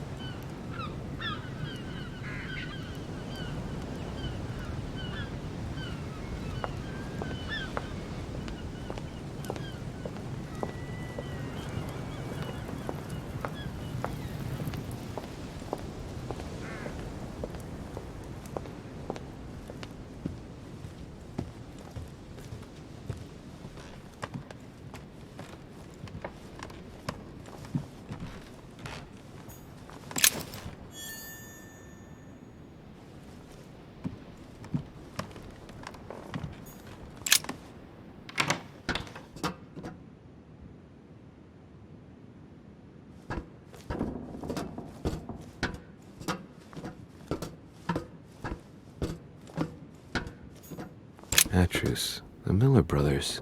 Mother expressly forbade me from reading it.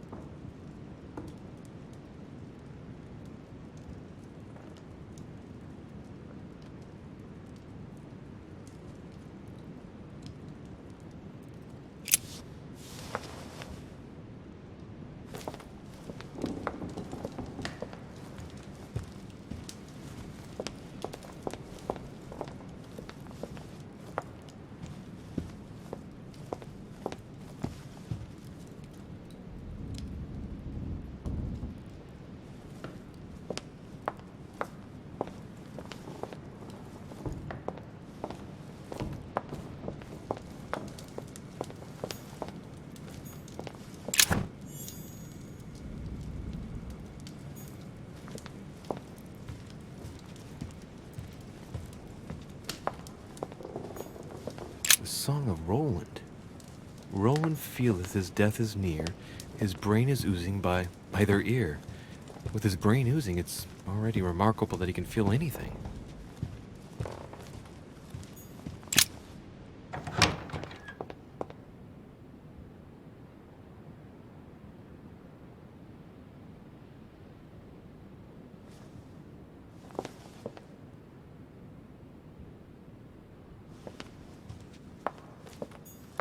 There's the alchemical symbol of the earth on the lid.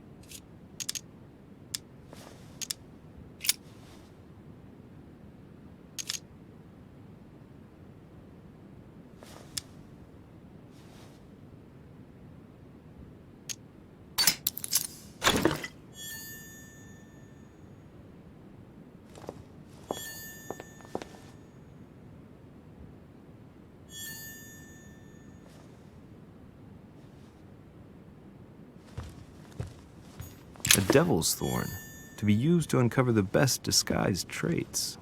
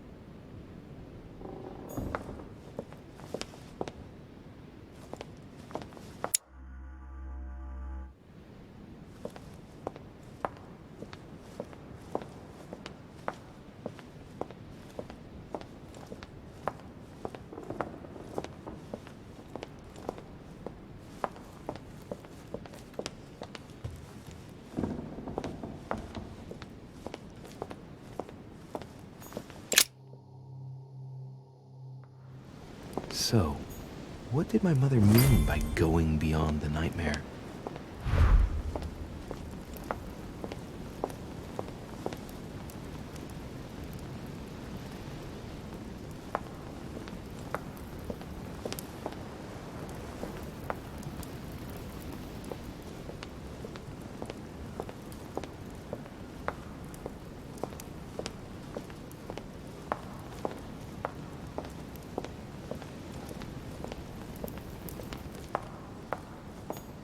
No, what have we got here?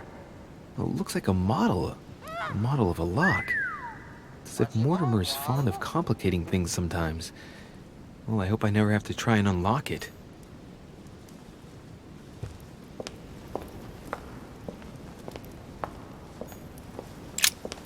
A mynah bird.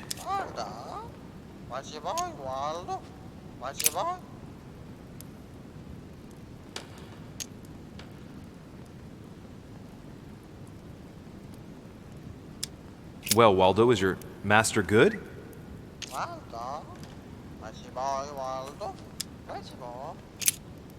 Sarah de Riche? Waldo, you know Sarah?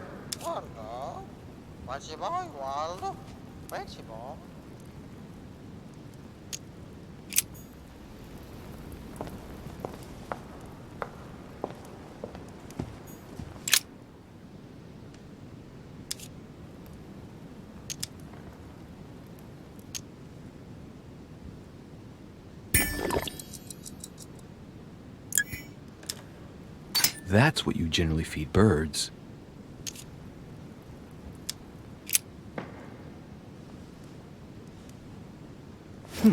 Might come in handy.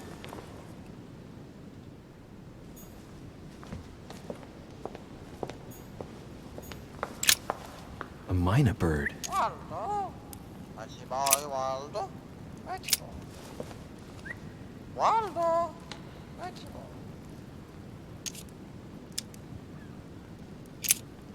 Sarah de Riche?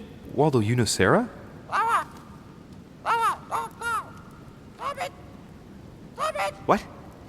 Repeat that, Waldo. Sarah? What about Sarah?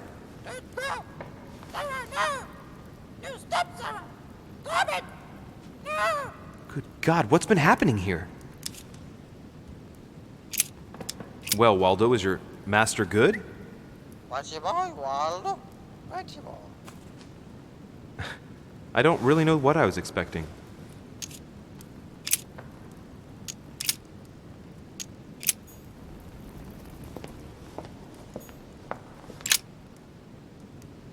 Let's take a closer look.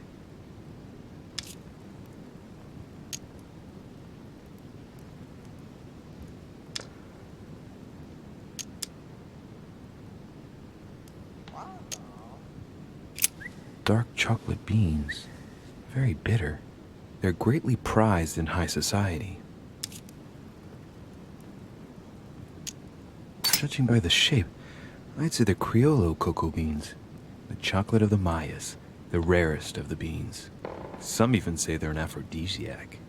When a product is in fashion, people attribute all sorts of virtues to it, not to be given to animals.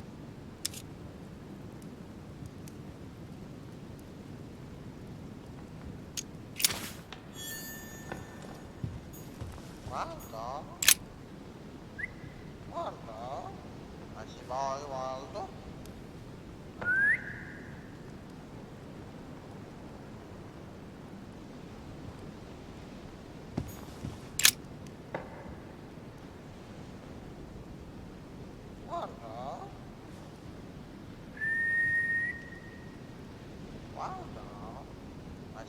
Waldo?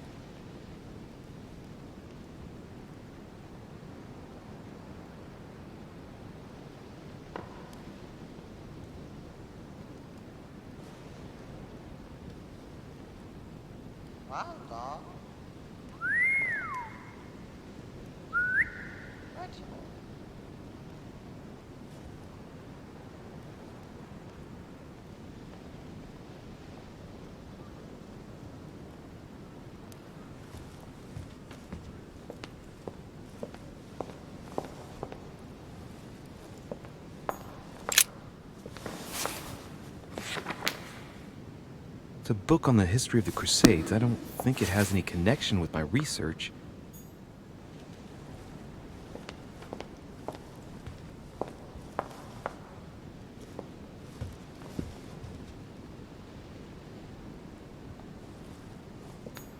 The Nightmare painted by Fuseli in 1781. Ah, this must be what my mother was talking about. Now just need to find out what she meant by go beyond. Hey, looks like it's mounted on rails on each side. It should lift up, I think. There must be a mechanism somewhere.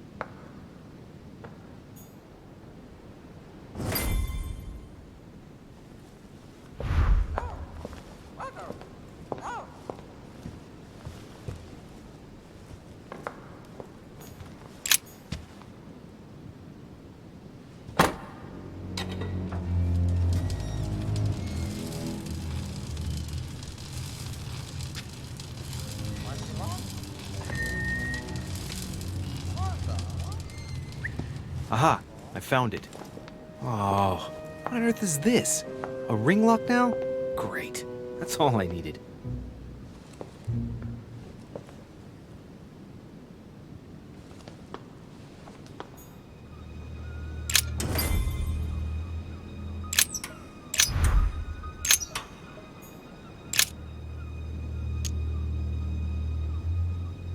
It's a complex mechanism. Looks like the third ring is a bit seized up. It gets stuck on number 9.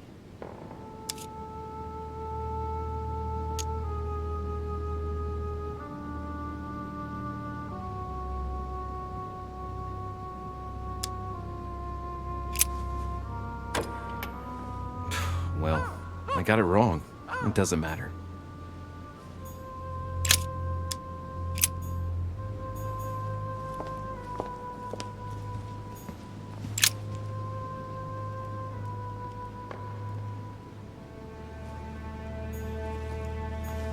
no, what have we got here?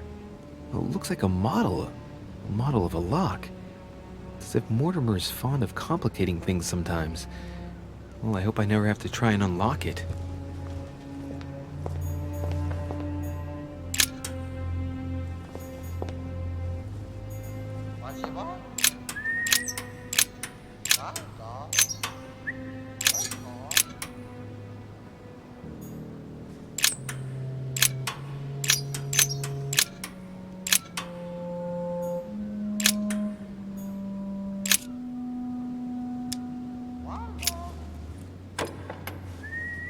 Well, I got it wrong. It doesn't matter.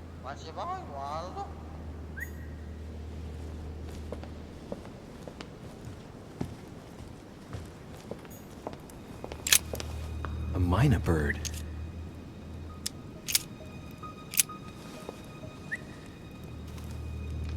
Oh, what have I done? It looks like I've killed him. Oh, shit. I better not hang around.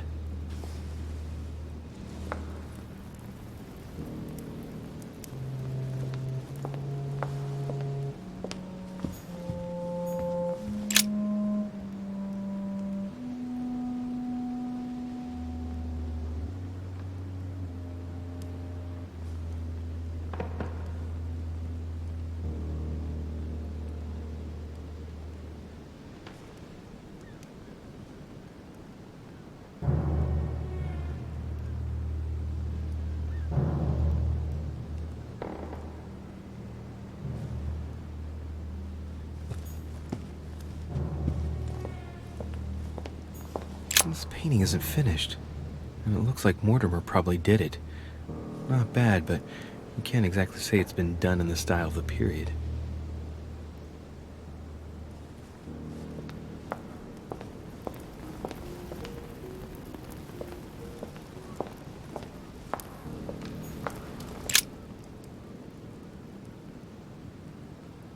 William Alexander Mortimer the First, the 12th month of Anno Lucis, 5190. That's a funny date.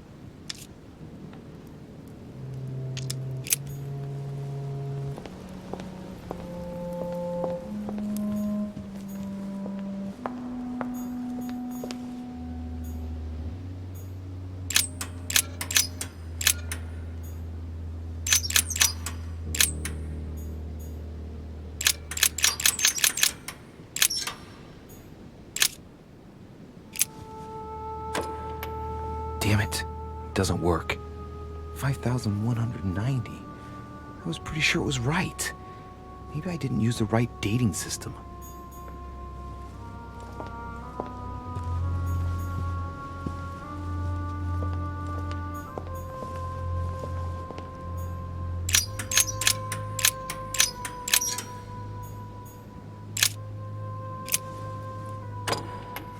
Doesn't work, damn it.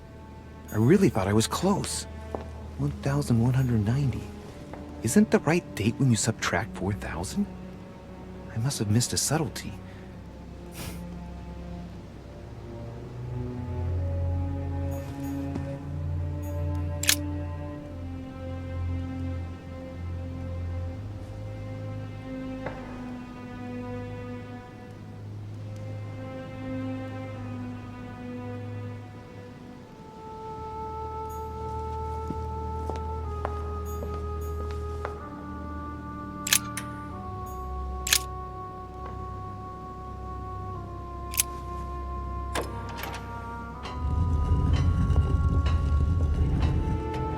Open sesame.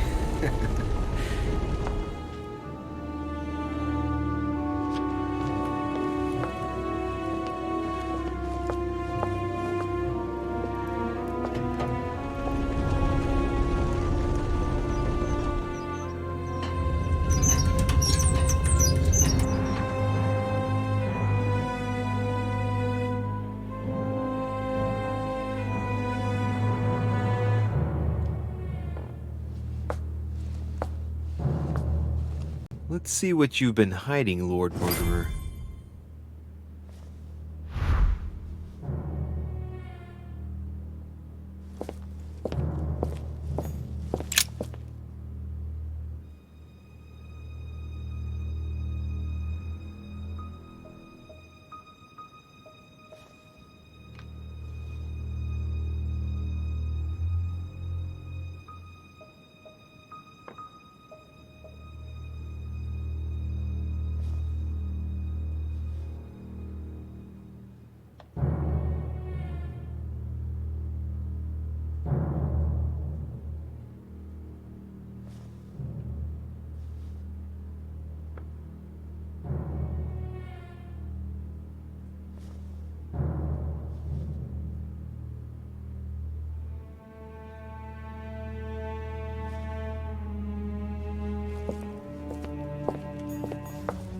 honey.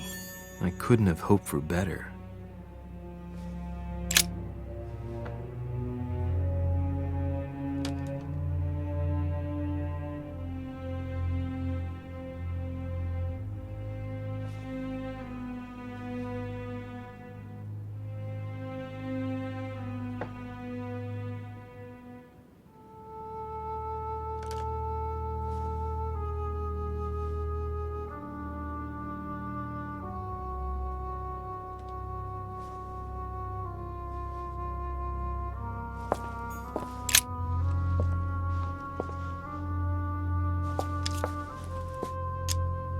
It shows the forces present in Africa. This is unexpected activity in this sector. It looks like there are also many unknowns even for Mortimer.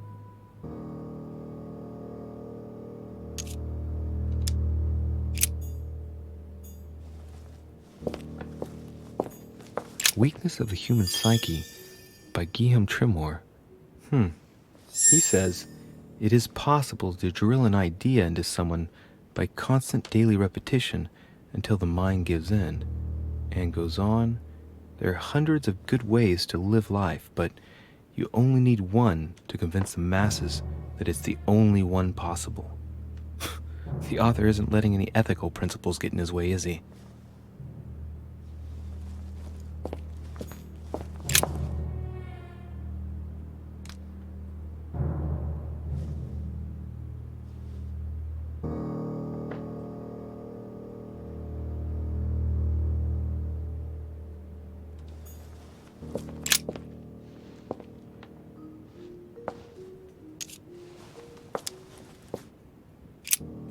This shows the forces present in America.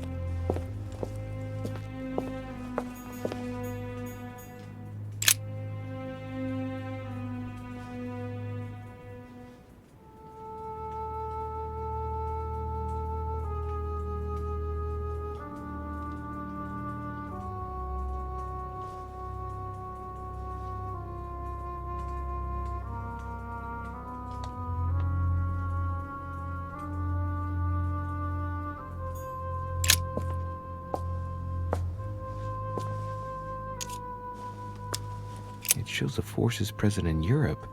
It's clear that France is surrounded by her enemies. However, a large number has been underlined in bold.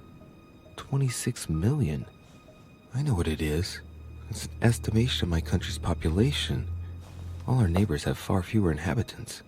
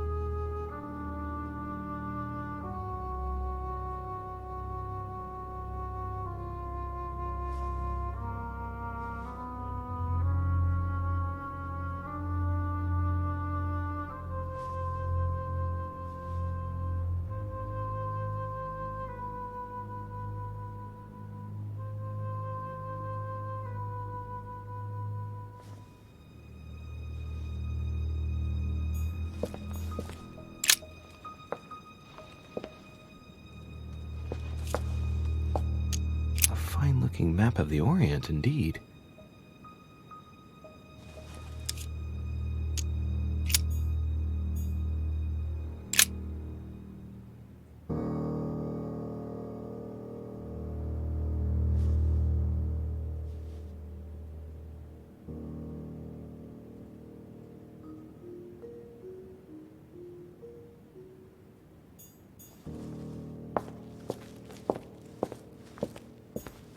It's locked.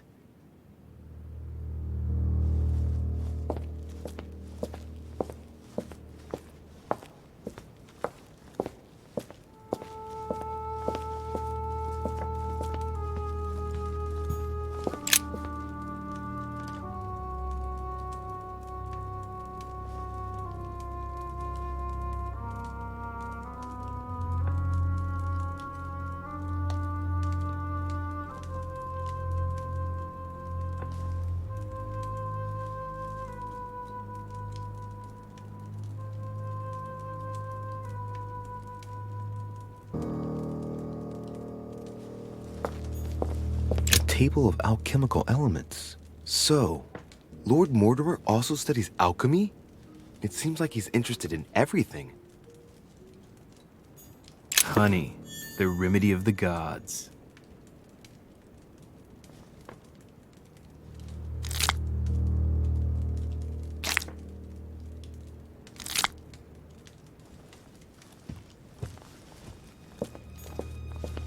A chest with a motif representing the alchemical symbol of fire.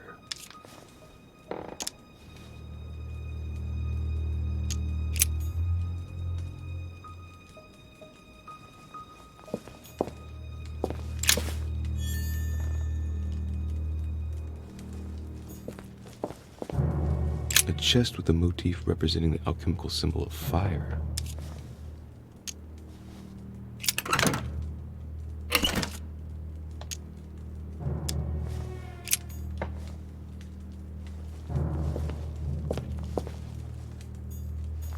A chest with a motif representing the alchemical symbol of fire.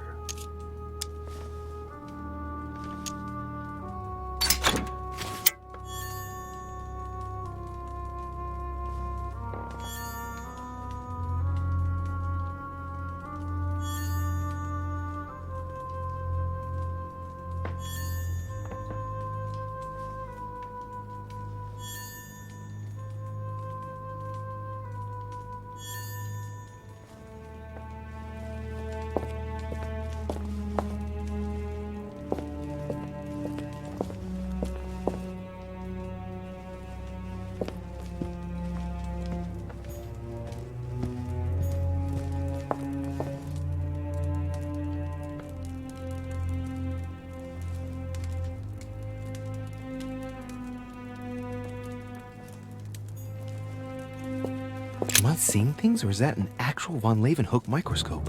Incredible. Mortimer really is at the cutting edge of science. Even at the Order, it took us ages to get one of those.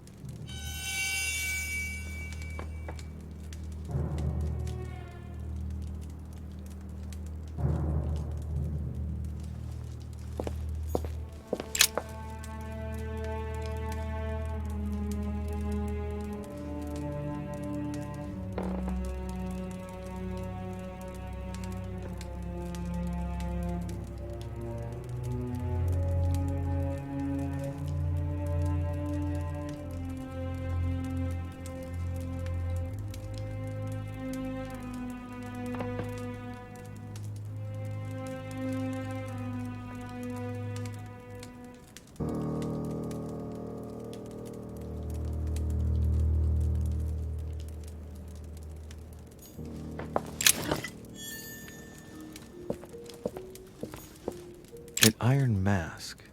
I wonder who it's for.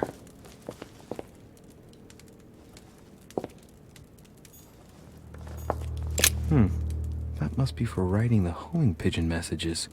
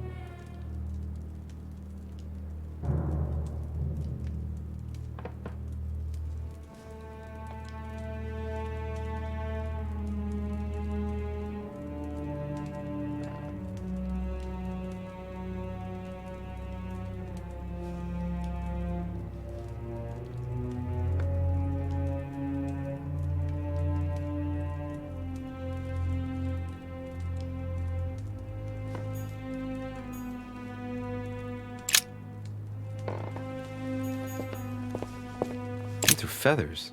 Pigeon, probably.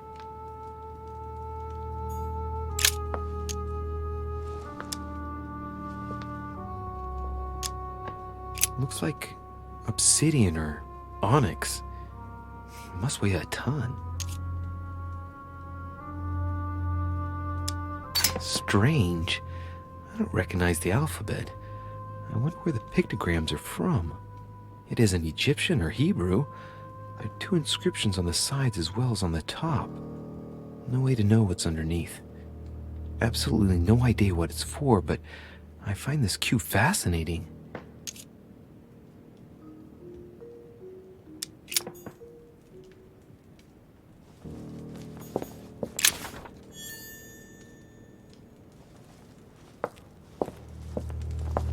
Something strange about this table.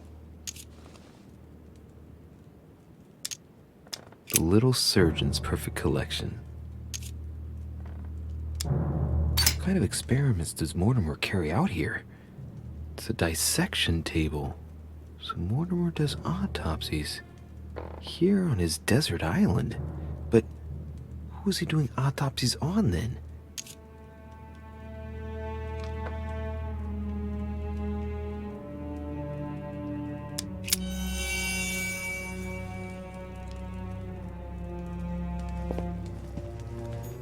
Preservation using formaldehyde. Just as disgusting as ever.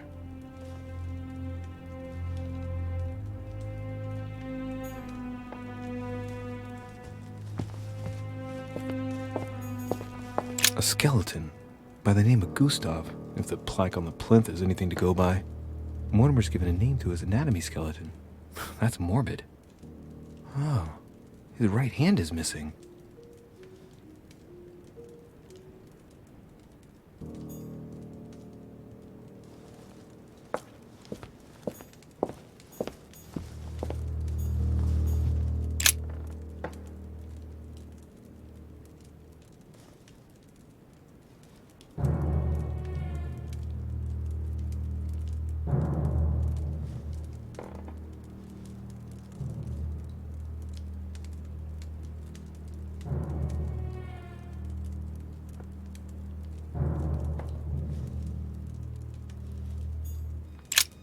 Look, a pack of tarot cards.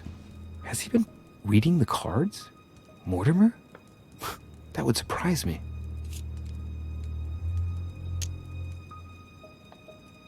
It is a typical draw on a line that answers a specific question. To the left, temperance, that announces a reward for one who patiently waits before taking any action. And in the middle, the chariot, which symbolizes triumph and business success. To the right, the Emperor evokes a future full of power and stability.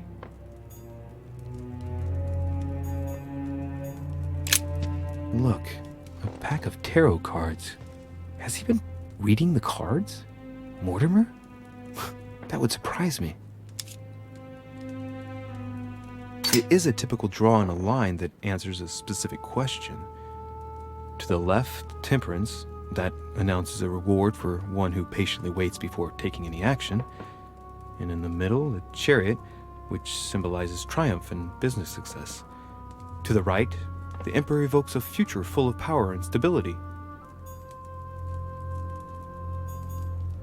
Some goat skulls, chicken legs. Now we all know what that's for. I'm a little surprised at Mortimer. I didn't seem as the type to be organizing little pagan parties, invoking occult powers, and dancing naked under the full moon. I'm more used to seeing cheap charms like this sold by charlatans in Pré Saint-Gervais. 3 rusty old nails. They're about 20 centimeters long.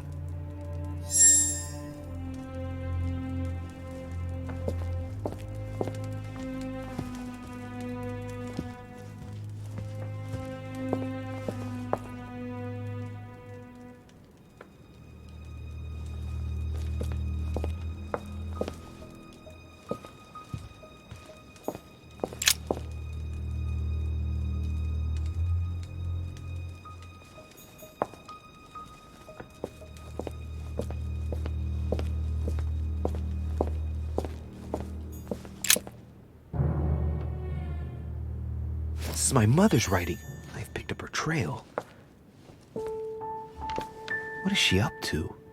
Obviously, she wants to lure Mortimer somewhere, but where? The only clue she's left for Mortimer is his stone sword. It must be intentional. It looks like a decorative sword, like from a statue, for example. And judging by the state of it, I'm guessing it's been left outside for a long time. I have absolutely got to find out where it came from.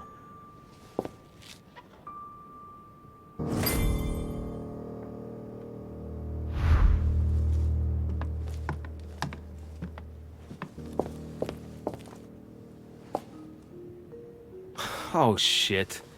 How am I gonna get out of here now?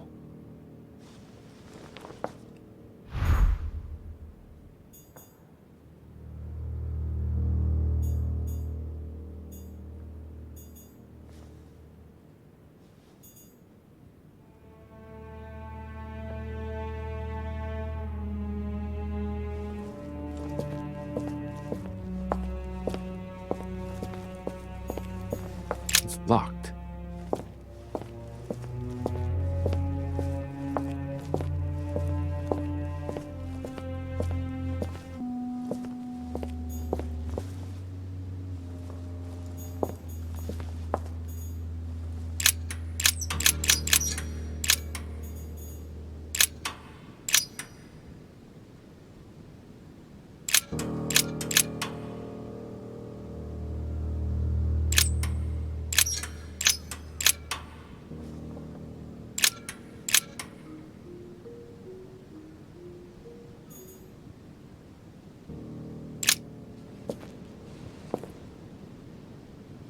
This looks like the same mechanism as the one on the other side.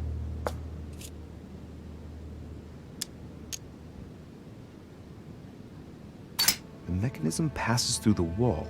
The wheels are the same on both sides. Chances are the combination I used on the other side works on this side too.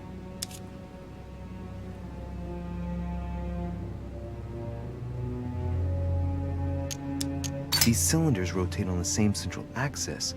So when I enter a number on one side, it corresponds to another one on the other side.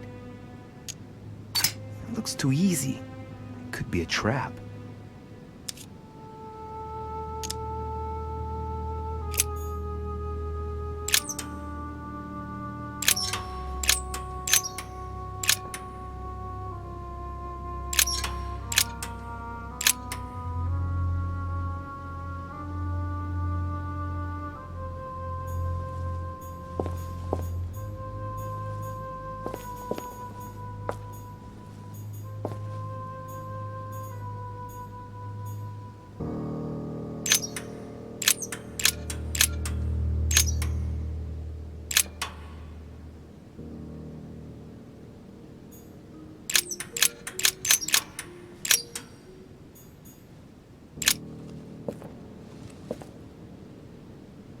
This looks like the same mechanism as the one on the other side.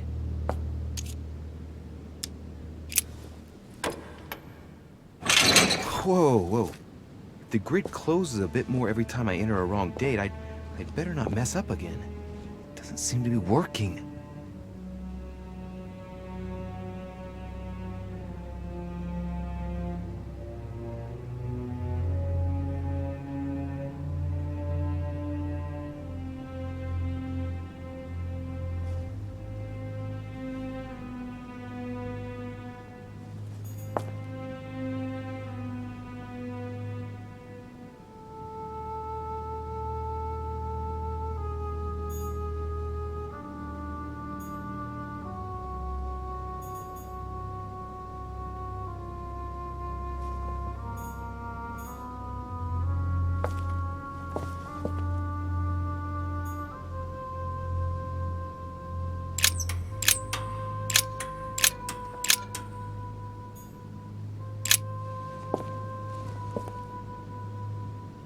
This looks like the same mechanism as the one on the other side.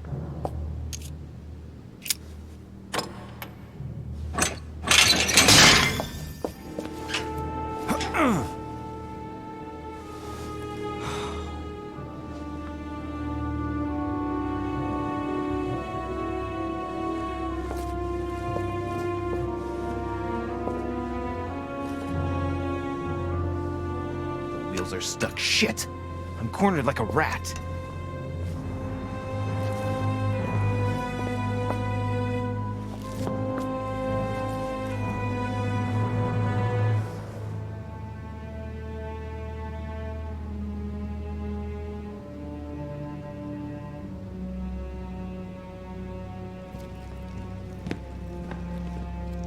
Someone's coming.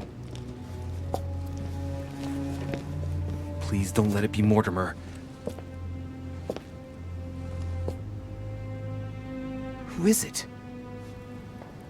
Deliberately avoiding me. 4 years ago, I was his favorite. But nowadays, I have to ask for an audience with his lordship. Damn it! It's Peru. Monsieur Peru! It's Mr. Deriche. I'm sort of trapped behind this painting. What are you playing at, goddammit? Help me out of here, please. How can I open it? There's a pedal under Lord Mortimer's desk. Can you see it? There's no... Hang on. Yes. Good. Now press it. Yeah. Done. You should see something resembling a frame with numbers. Yes?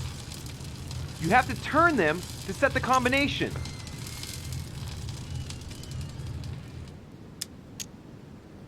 One, 191.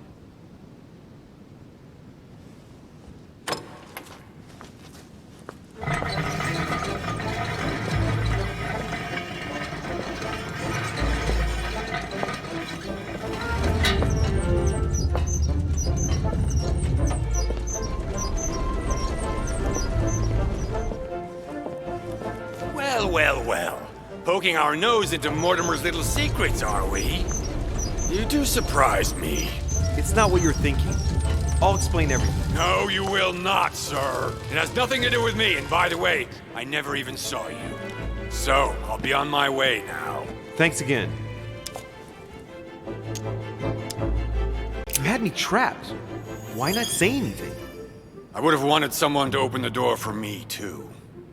And while it's too late for me, it may not be for you. I don't understand. Yeah. Goodbye.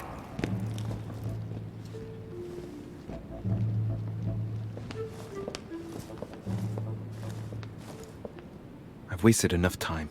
I better get moving if I want to find my mother.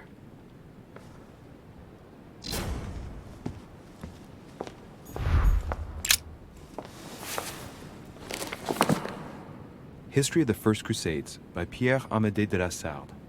Hey, the dates indicate AL, and it looks like 4,000 years have been added to our calendar.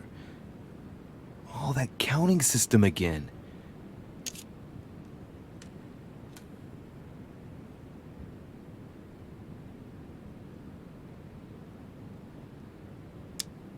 Or how Louis VII, King of France, eager to be pardoned for the death of thousands of innocent people in the fire of the Church of Vitry, convinces the Pope to authorize him to lead his own crusade.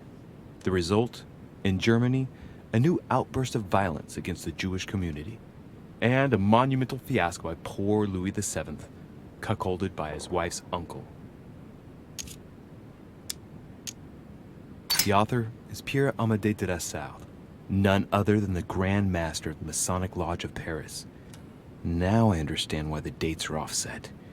He's using dates based on the Anno Lucis, year 0 of the Masonic calendar, by adding 4,000 years to the Gregorian calendar. But I thought that calendar starts in March.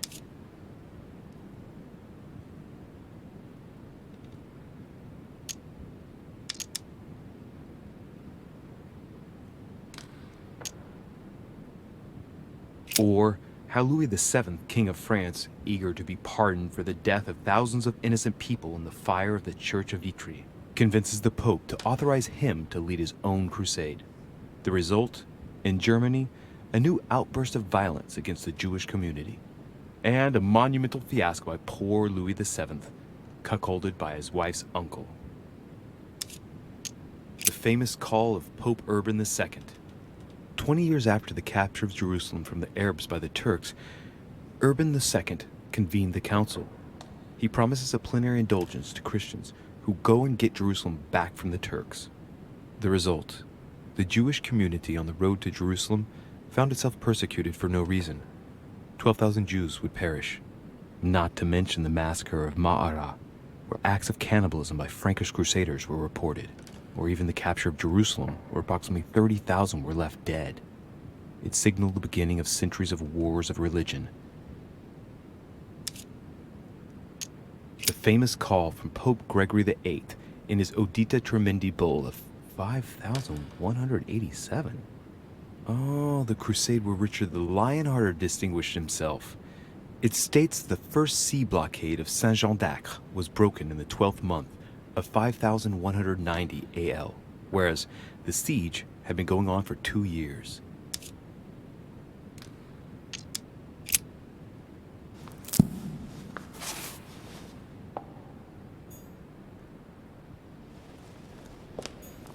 This painting isn't finished, and it looks like Mortimer probably did it. Not bad, but you can't exactly say it's been done in the style of the period.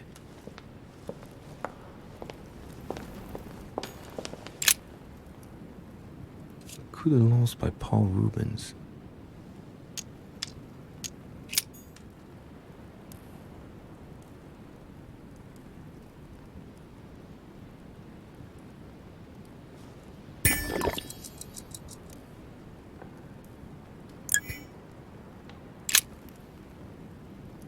Coup de Lance by Paul Rubens. It's Christ on the cross as Longinus pierces his side with his spear. Rubens, he was a great painter.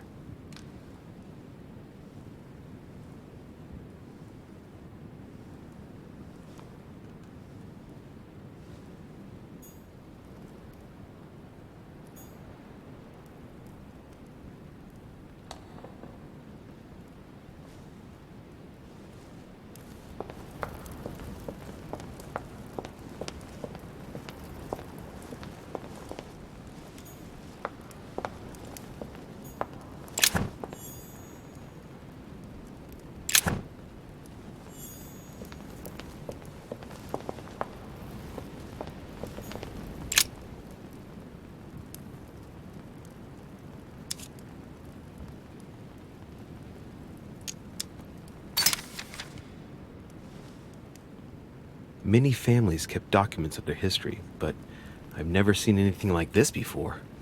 Such regularity in writing them up through the generations for such a long time. First time I've ever seen that. Mortimer gives considerable importance to his origins. That's undeniable.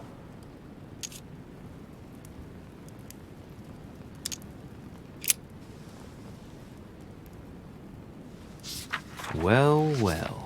History of the Mortimer lineage. Looks like his ancestors have always sought to improve society and have had an open attitude towards the arts.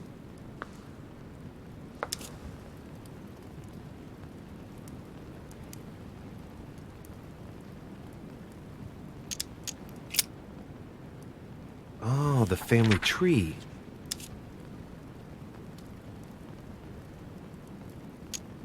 The first William Alexander Mortimer.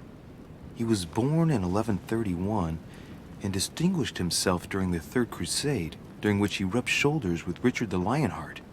He showed outstanding bravery during the siege of Saint-Jean d'Acre. He died in 1211 in the country of Westford at the age of 80. What longevity! Nice. Nothing is mentioned about his wife. The direct descendant of William Alexander Mortimer I was born in 1195 on his father's return from the crusade. Only son, more discreet than his father, it states that he was widely traveled. He produced only one descendant, named William Michael Mortimer. He died in 1275. There's no chapter dedicated to his mother.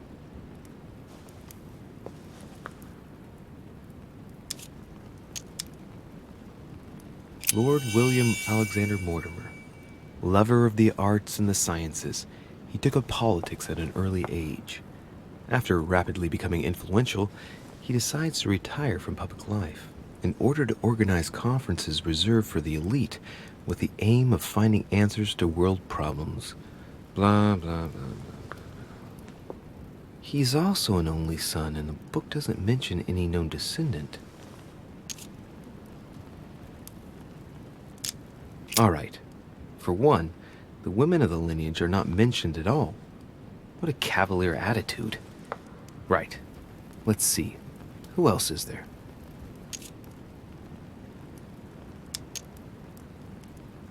Only son, a descendant with a singular name. He also took a wife and had only one child, named William again. Another at random. William Mortimer again. Only son, him too. Born in 1573 and died in 1665. The Mortimers lived to a ripe old age, that's for sure. Discreet again. The summary states that he was an excellent merchant, and that towards the end of his life, he entered politics?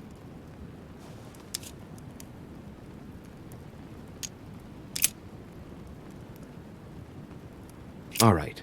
For one, the women of the lineage are not mentioned at all. What a cavalier attitude. Right. Let's see.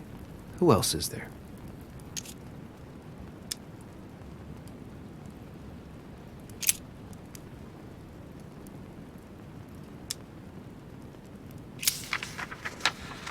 This seems to be the list of grants and sponsorships given by the Mortimer family. In 1489, the Mortimer family participates in the purchase of the Caravel Santa Clara from Juan Niño, shipowner, on behalf of Don Luis de la Cerda. The vessel will be renamed La Niña.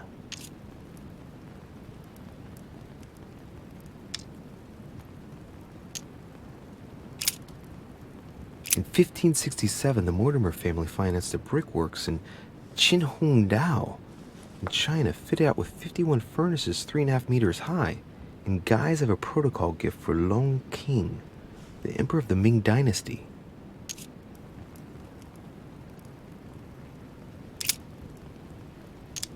In 1645, the Mortimer family allocated a pension to be passed down the generations to the Nérac family from Bordeaux, shipowners and refiners from father to son, a family known for their expeditions to Africa and America.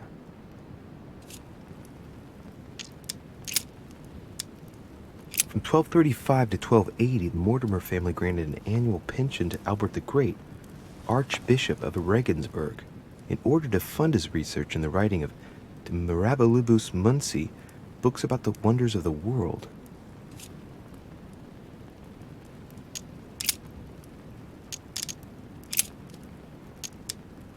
In 1513, the Mortimers financed the expedition of Ponce de Leon to the New World. That was the expedition that resulted in the discovery of Florida, in fact.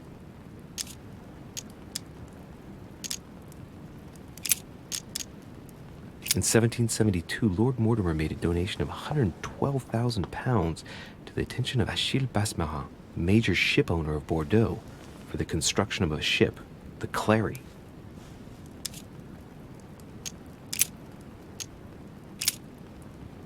In 1550, the Mortimer family financed half of the construction of St. Basil's Cathedral in Moscow by way of protocol gift for Ivan IV Vasilievich, one of the most beautiful religious buildings ever built.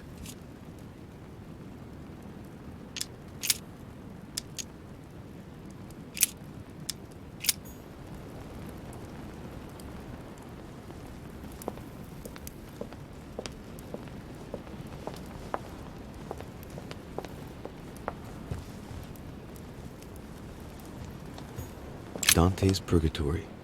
Why does your mind presume to flight when you're still like the imperfect grub, the worm before it's attained its final form? Charming.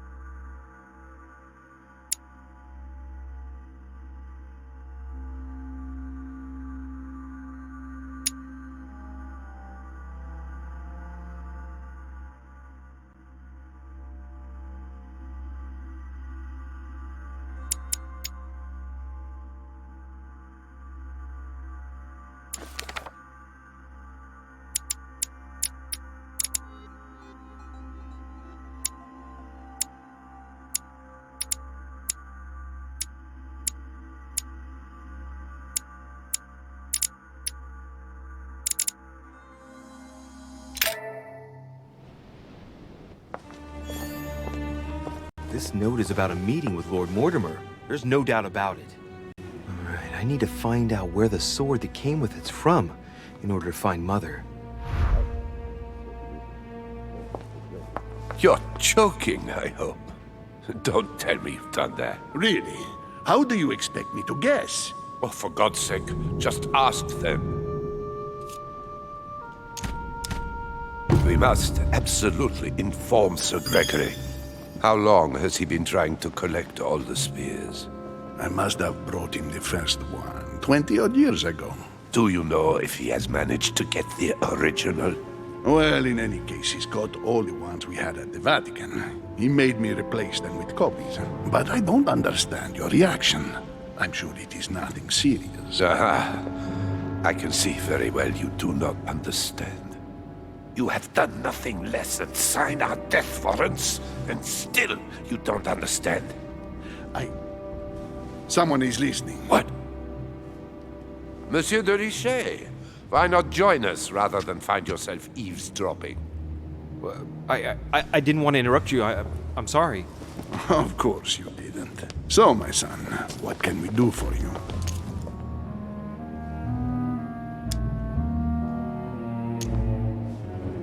I was wondering if you might have seen an object like this, here, at the manor. What are you playing at, de Richet? I'm afraid I can't help you, my son. Ask someone who knows the manor better than I do. One of the servants, for example. One of them is bound to help you. Thank you for your advice, Your Eminence. I didn't mean to spy on you, but you caught my attention.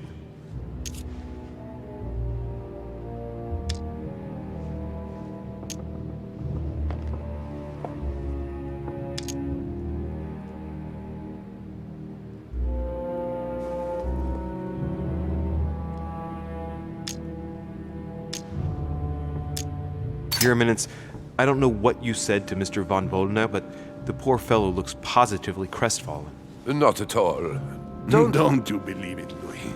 I was just telling Monsieur about Lord Mortimer's burning passion for holy relics. You must have noticed he's a bit of a collector. Well, for years he has been searching high and low to bring all the copies of the Holy Spear together. As I was coming here, I'd bring him a few of them. That's all. Be quiet, for God's sake. Please leave us, monsieur. His Eminence and I wish to finish our discussion alone.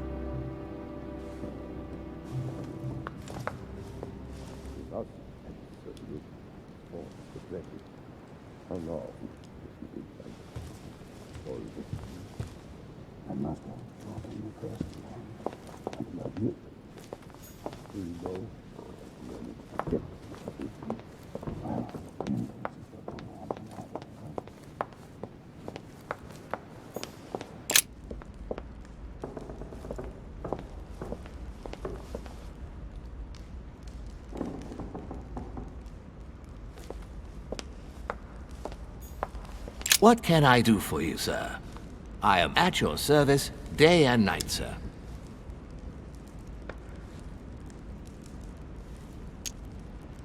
Could you tell me where this sword comes from, please? Certainly, sir. How did such a sword come into sir's hands?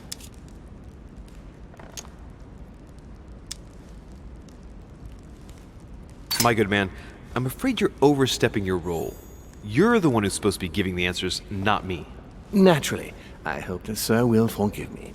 If I were sir, I would look in the garden. This sword looks like it's from the garden statues. And how can I get into the garden? There are two ways, sir. The first way to get to the garden is by the hall, between the conference room and the portrait gallery. The second way is directly through the portrait gallery. Sir would just have to go out by the French windows. Thank you, my good man.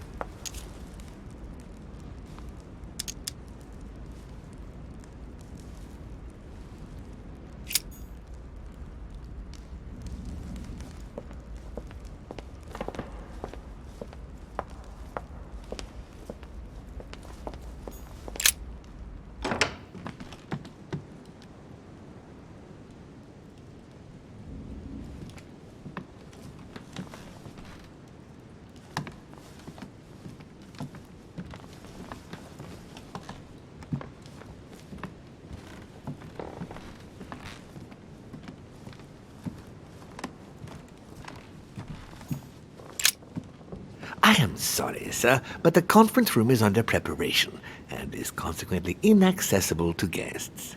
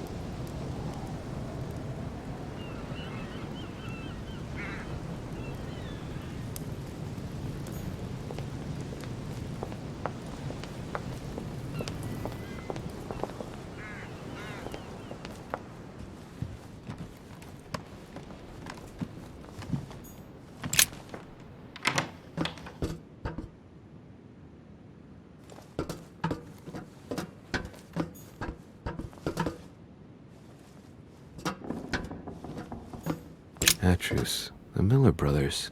Mother expressly forbade me from reading it.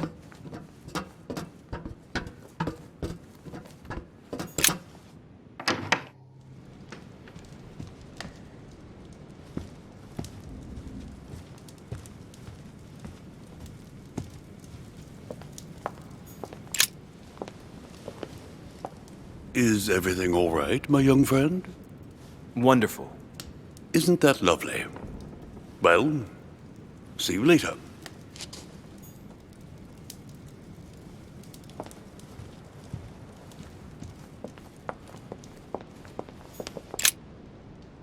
The sword probably came from this garden, but what could it have been used for?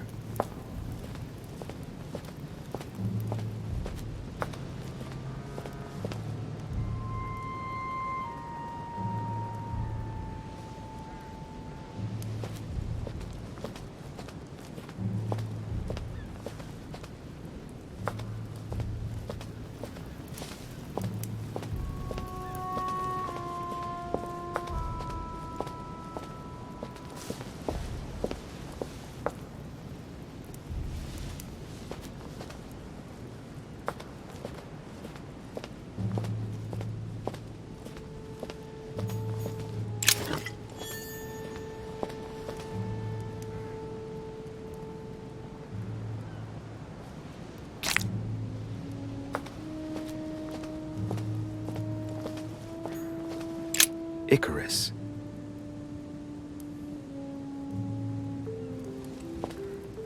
The son of Daedalus and Nocrate. Impossible to mistake him with those wings. After flying too close to the sun, they came unstuck and he fell to his death. Pity.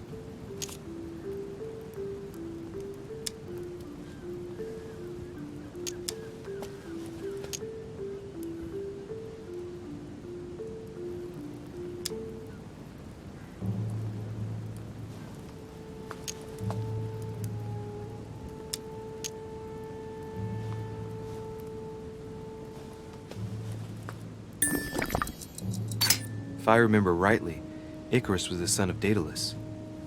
He found himself confined to the labyrinth with his father after his father betrayed Minos. And his father's plan to escape from the labyrinth wasn't any more successful. Man, that kid was jinxed. Well, let's keep going.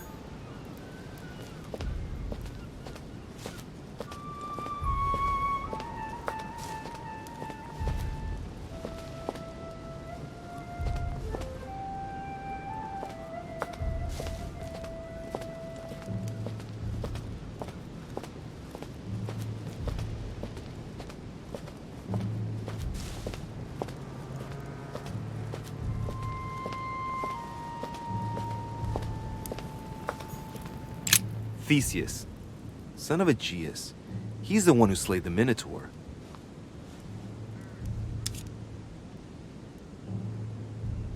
Looks like a crack has been made on his torso. It's as long as a finger. I'd say between 6 and 8 centimeters.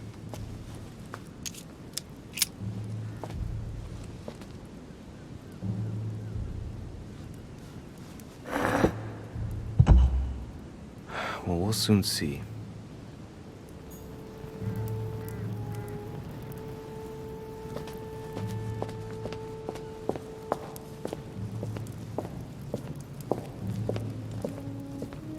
Carmelite water will give me a little reprieve.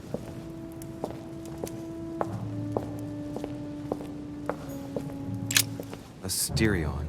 It is rare to see him like this. In general, he's represented with the head of a bull, with the features of the Minotaur.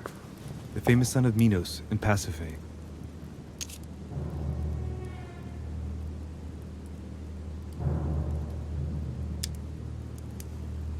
This statue has a crack in it. The crack is thin and about as long as a finger. I should be able to thrust in my sword.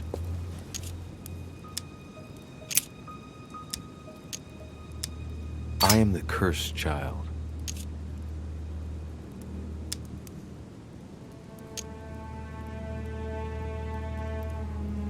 Let's go.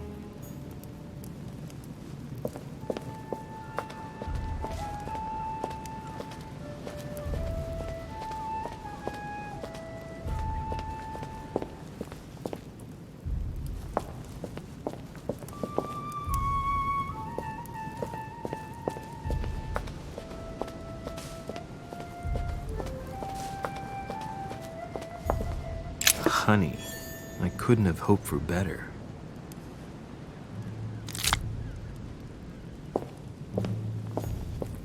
Minos, son of Zeus and Europa. If I remember correctly, he was the king of Crete. Married to Pasiphae, he had many children, including the famous Ariadne, whom history remembers for her thread. Hey, there's a crack in that statue. His gesture sealed his fate. His gesture sealed his fate. The crack is in the region of the heart. It's a thin crack as long as a finger. A blade could easily enter.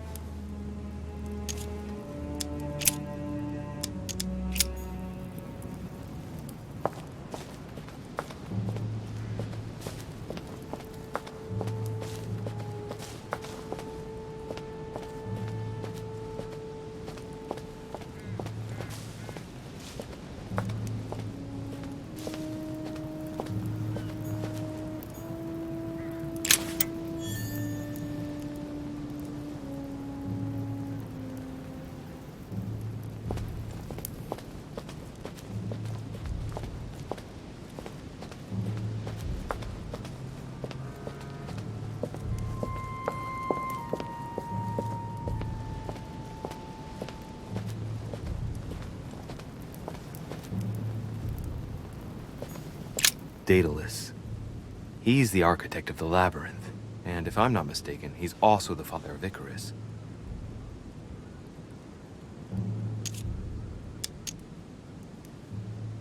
I am the architect of my own demise. Hey, there's a crack in this statue too. The crack is thin and about as long as a finger.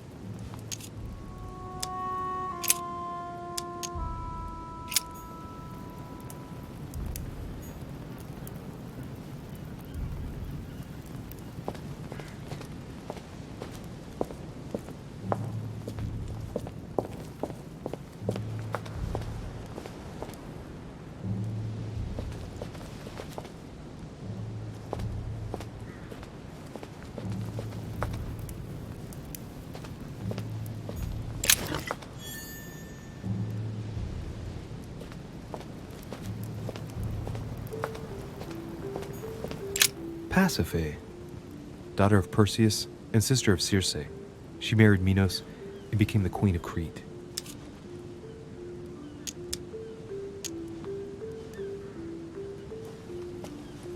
She has no cracks.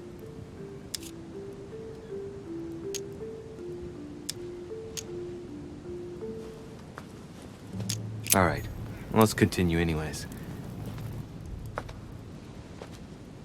I wonder what this kiosk is doing in the middle of the garden. Too cramped to be able to do much. Well, there must be something going on there. What is that?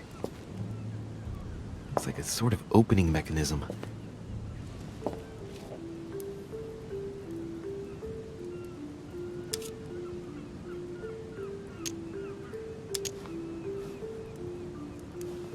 Knowing Mortimer, I bet it's booby-trapped.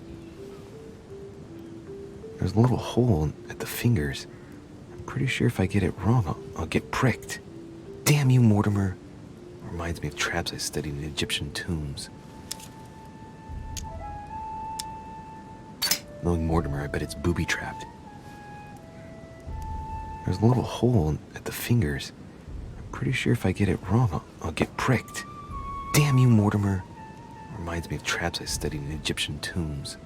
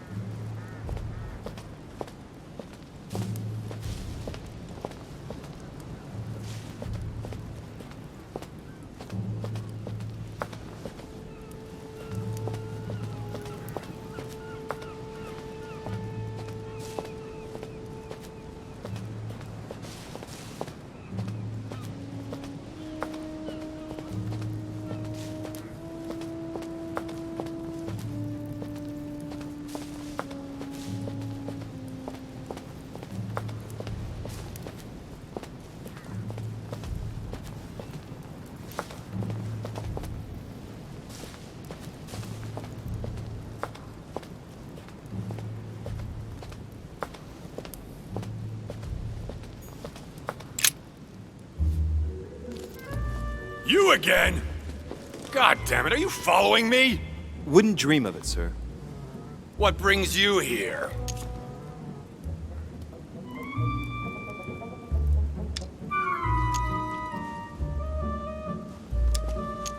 I'm still looking for my mother, of course. You're right, monsieur. Keep looking. Good luck to you.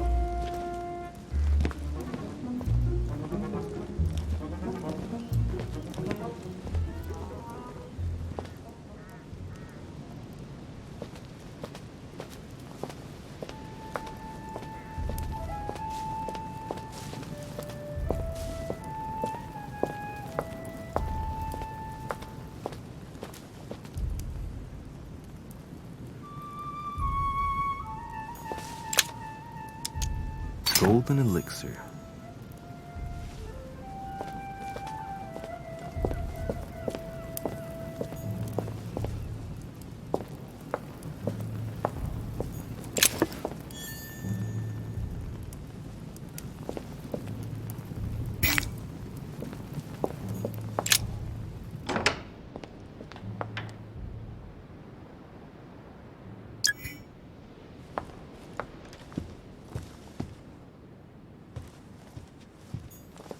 I am sorry, sir, but the conference room is under preparation and is consequently inaccessible to guests.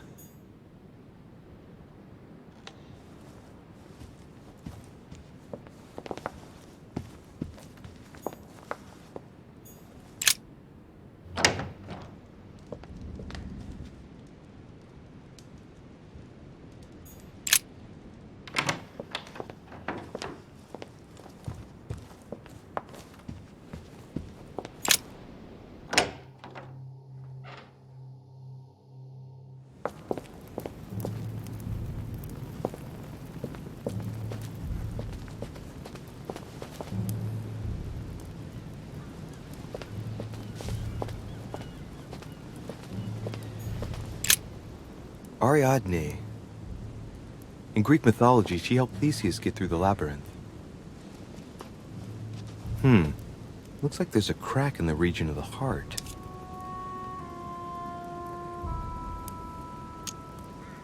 If I recall the Iliad, Ariadne is none other than the daughter of Minos and Pasiphae. She was in love with Theseus and helped him in his quest to kill the Minotaur in return for a promise of marriage if he defeated the monster. She gave him a reel of thread so that he could find his way back through the labyrinth, which was famous for being unsolvable. But once the beast was slain, the gallant was quick to abandon her on an island. Turns out heroes are not what they once were. Let's see. A crack as long as my finger. A crack as long as my finger. I guide the sword that will kill the monster.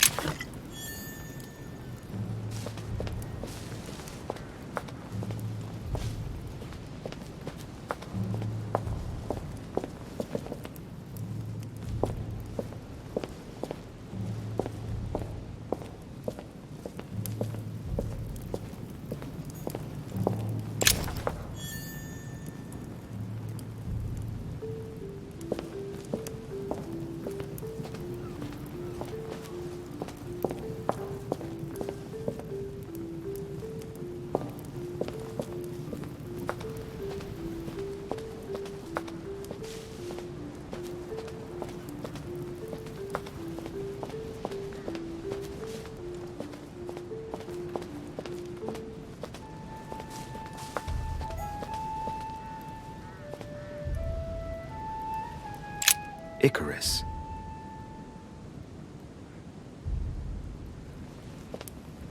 The son of Daedalus and Nocrate. Impossible to mistake him with those wings. After flying too close to the sun, they came unstuck and he fell to his death. Pity.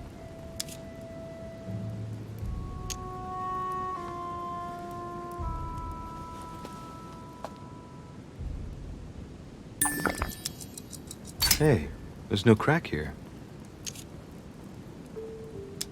Well, let's keep going.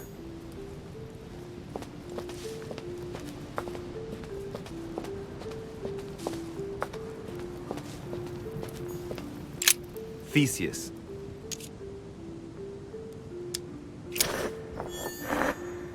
Let's try something else instead.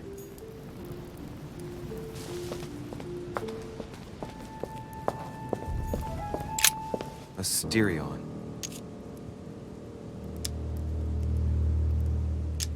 Asterion, son of Minos and Pasiphae.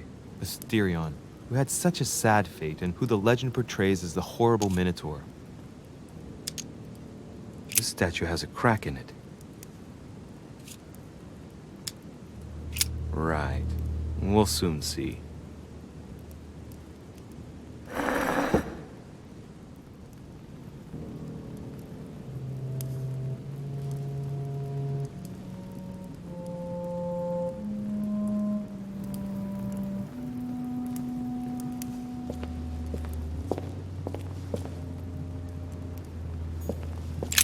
Asterion.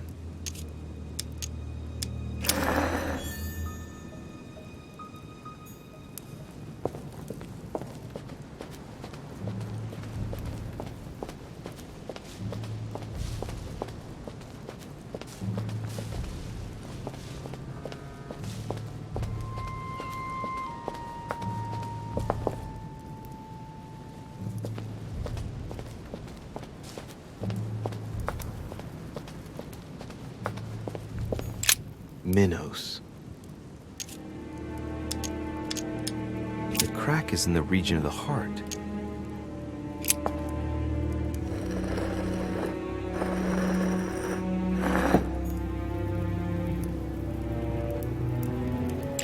Minos.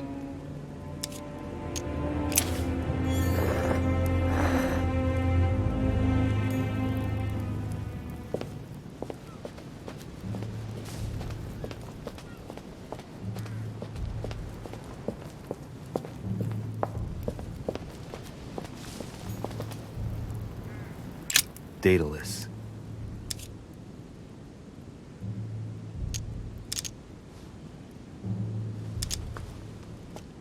Hey, there's a crack in this statue too.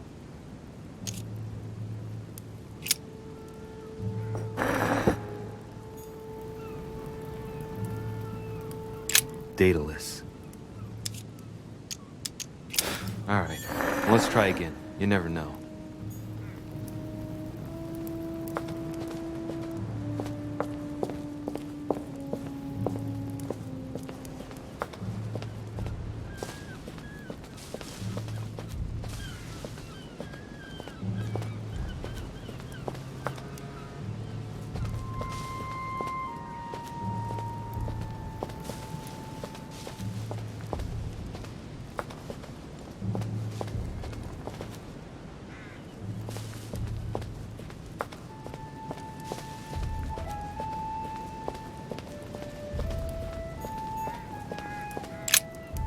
Ariadne.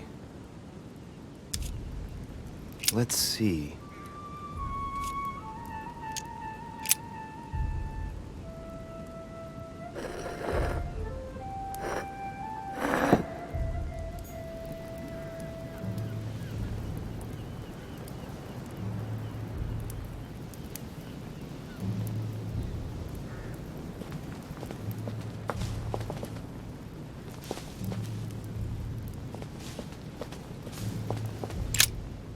Ariadne. Let's try something else.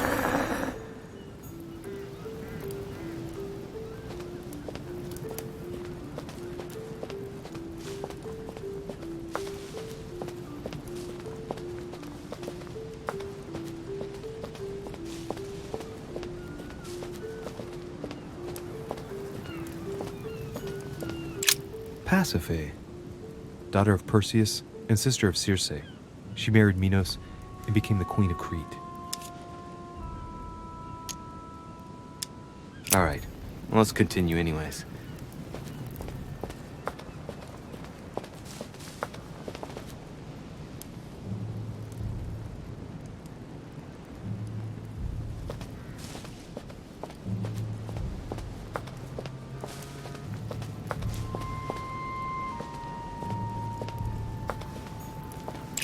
Theseus. Looks like a crack has been made on his torso.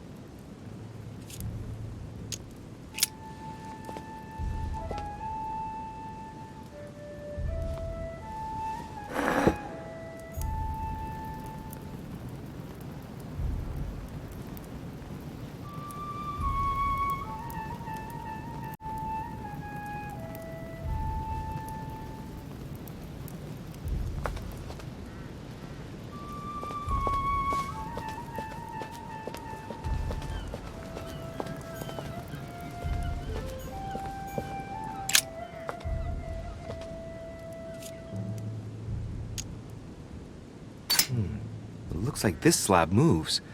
Well, I wouldn't be surprised if there was a passageway underneath it. It's up to the just to deliver judgment. Truth unlocks all possibilities.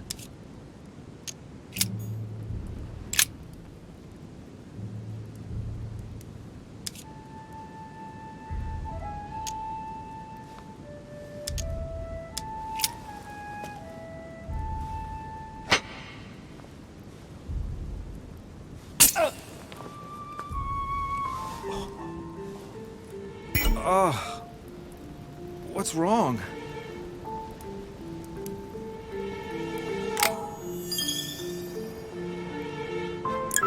Either I'm imagining things or my hand was pricked.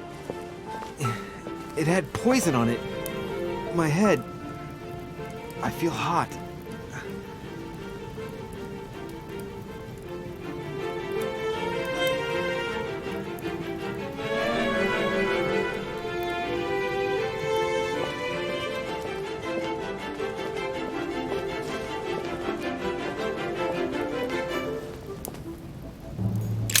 Theseus. Let's try something else instead.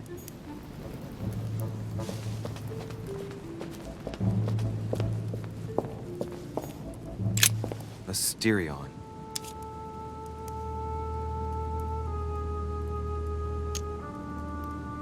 This statue has a crack in it.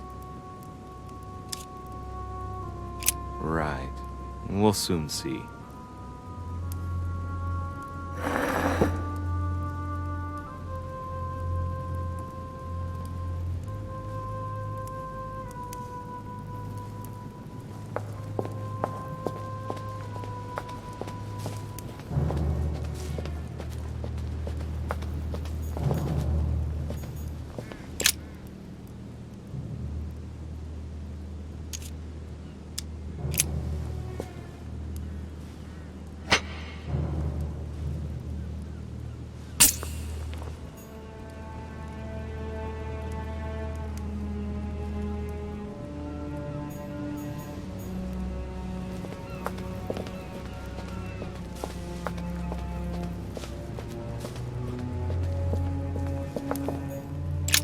Asterion.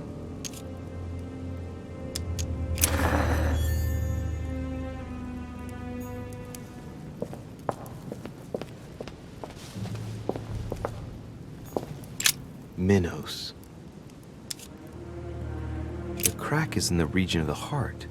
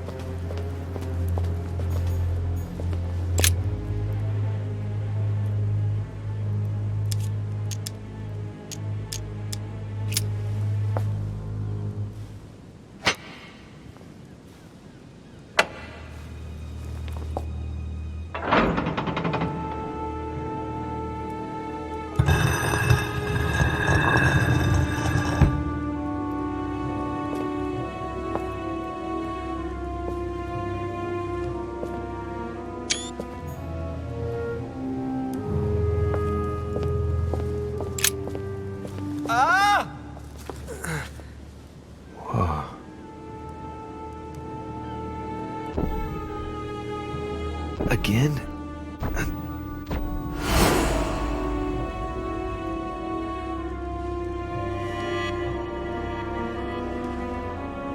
You can't be serious, Manuel. You know that's not going to happen. You must leave me alone now. I have agreed to everything. Even to... Agreed? I wasn't aware you had a choice. What's going on here? What now? What else must I do to win back my freedom? Obey me. Now get out!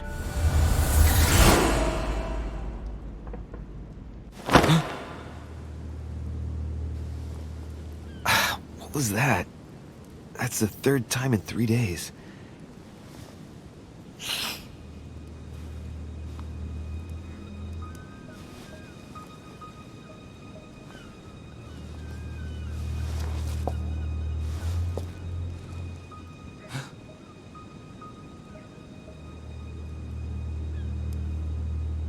Let's see if you're in there, Mother.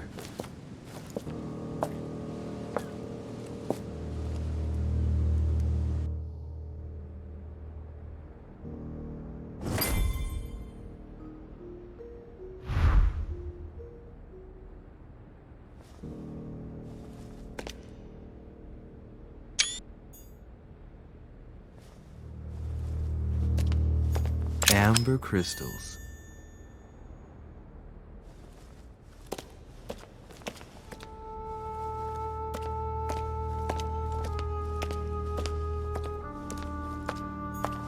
Bandages? Someone's been patching themselves up. Looks like my mother took advantage of being in hiding to change her bandages, huh? This is silk. She must have used her own clothes. These bandages are pretty basic. She'll be lucky if she doesn't get an infection.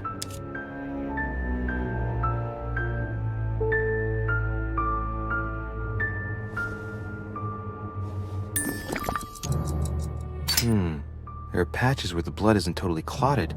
That's a good sign, right? She changed them recently. which proves she's still looking after herself and still believes in her chances. Well, I'd love to tell her to keep hanging in there.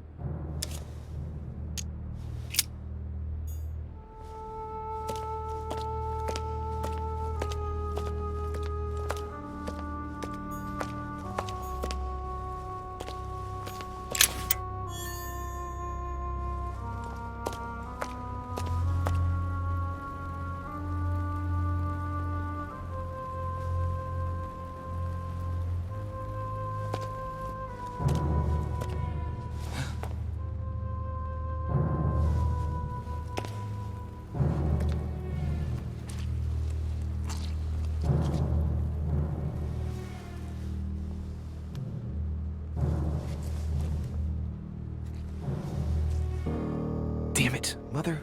Now what's happened?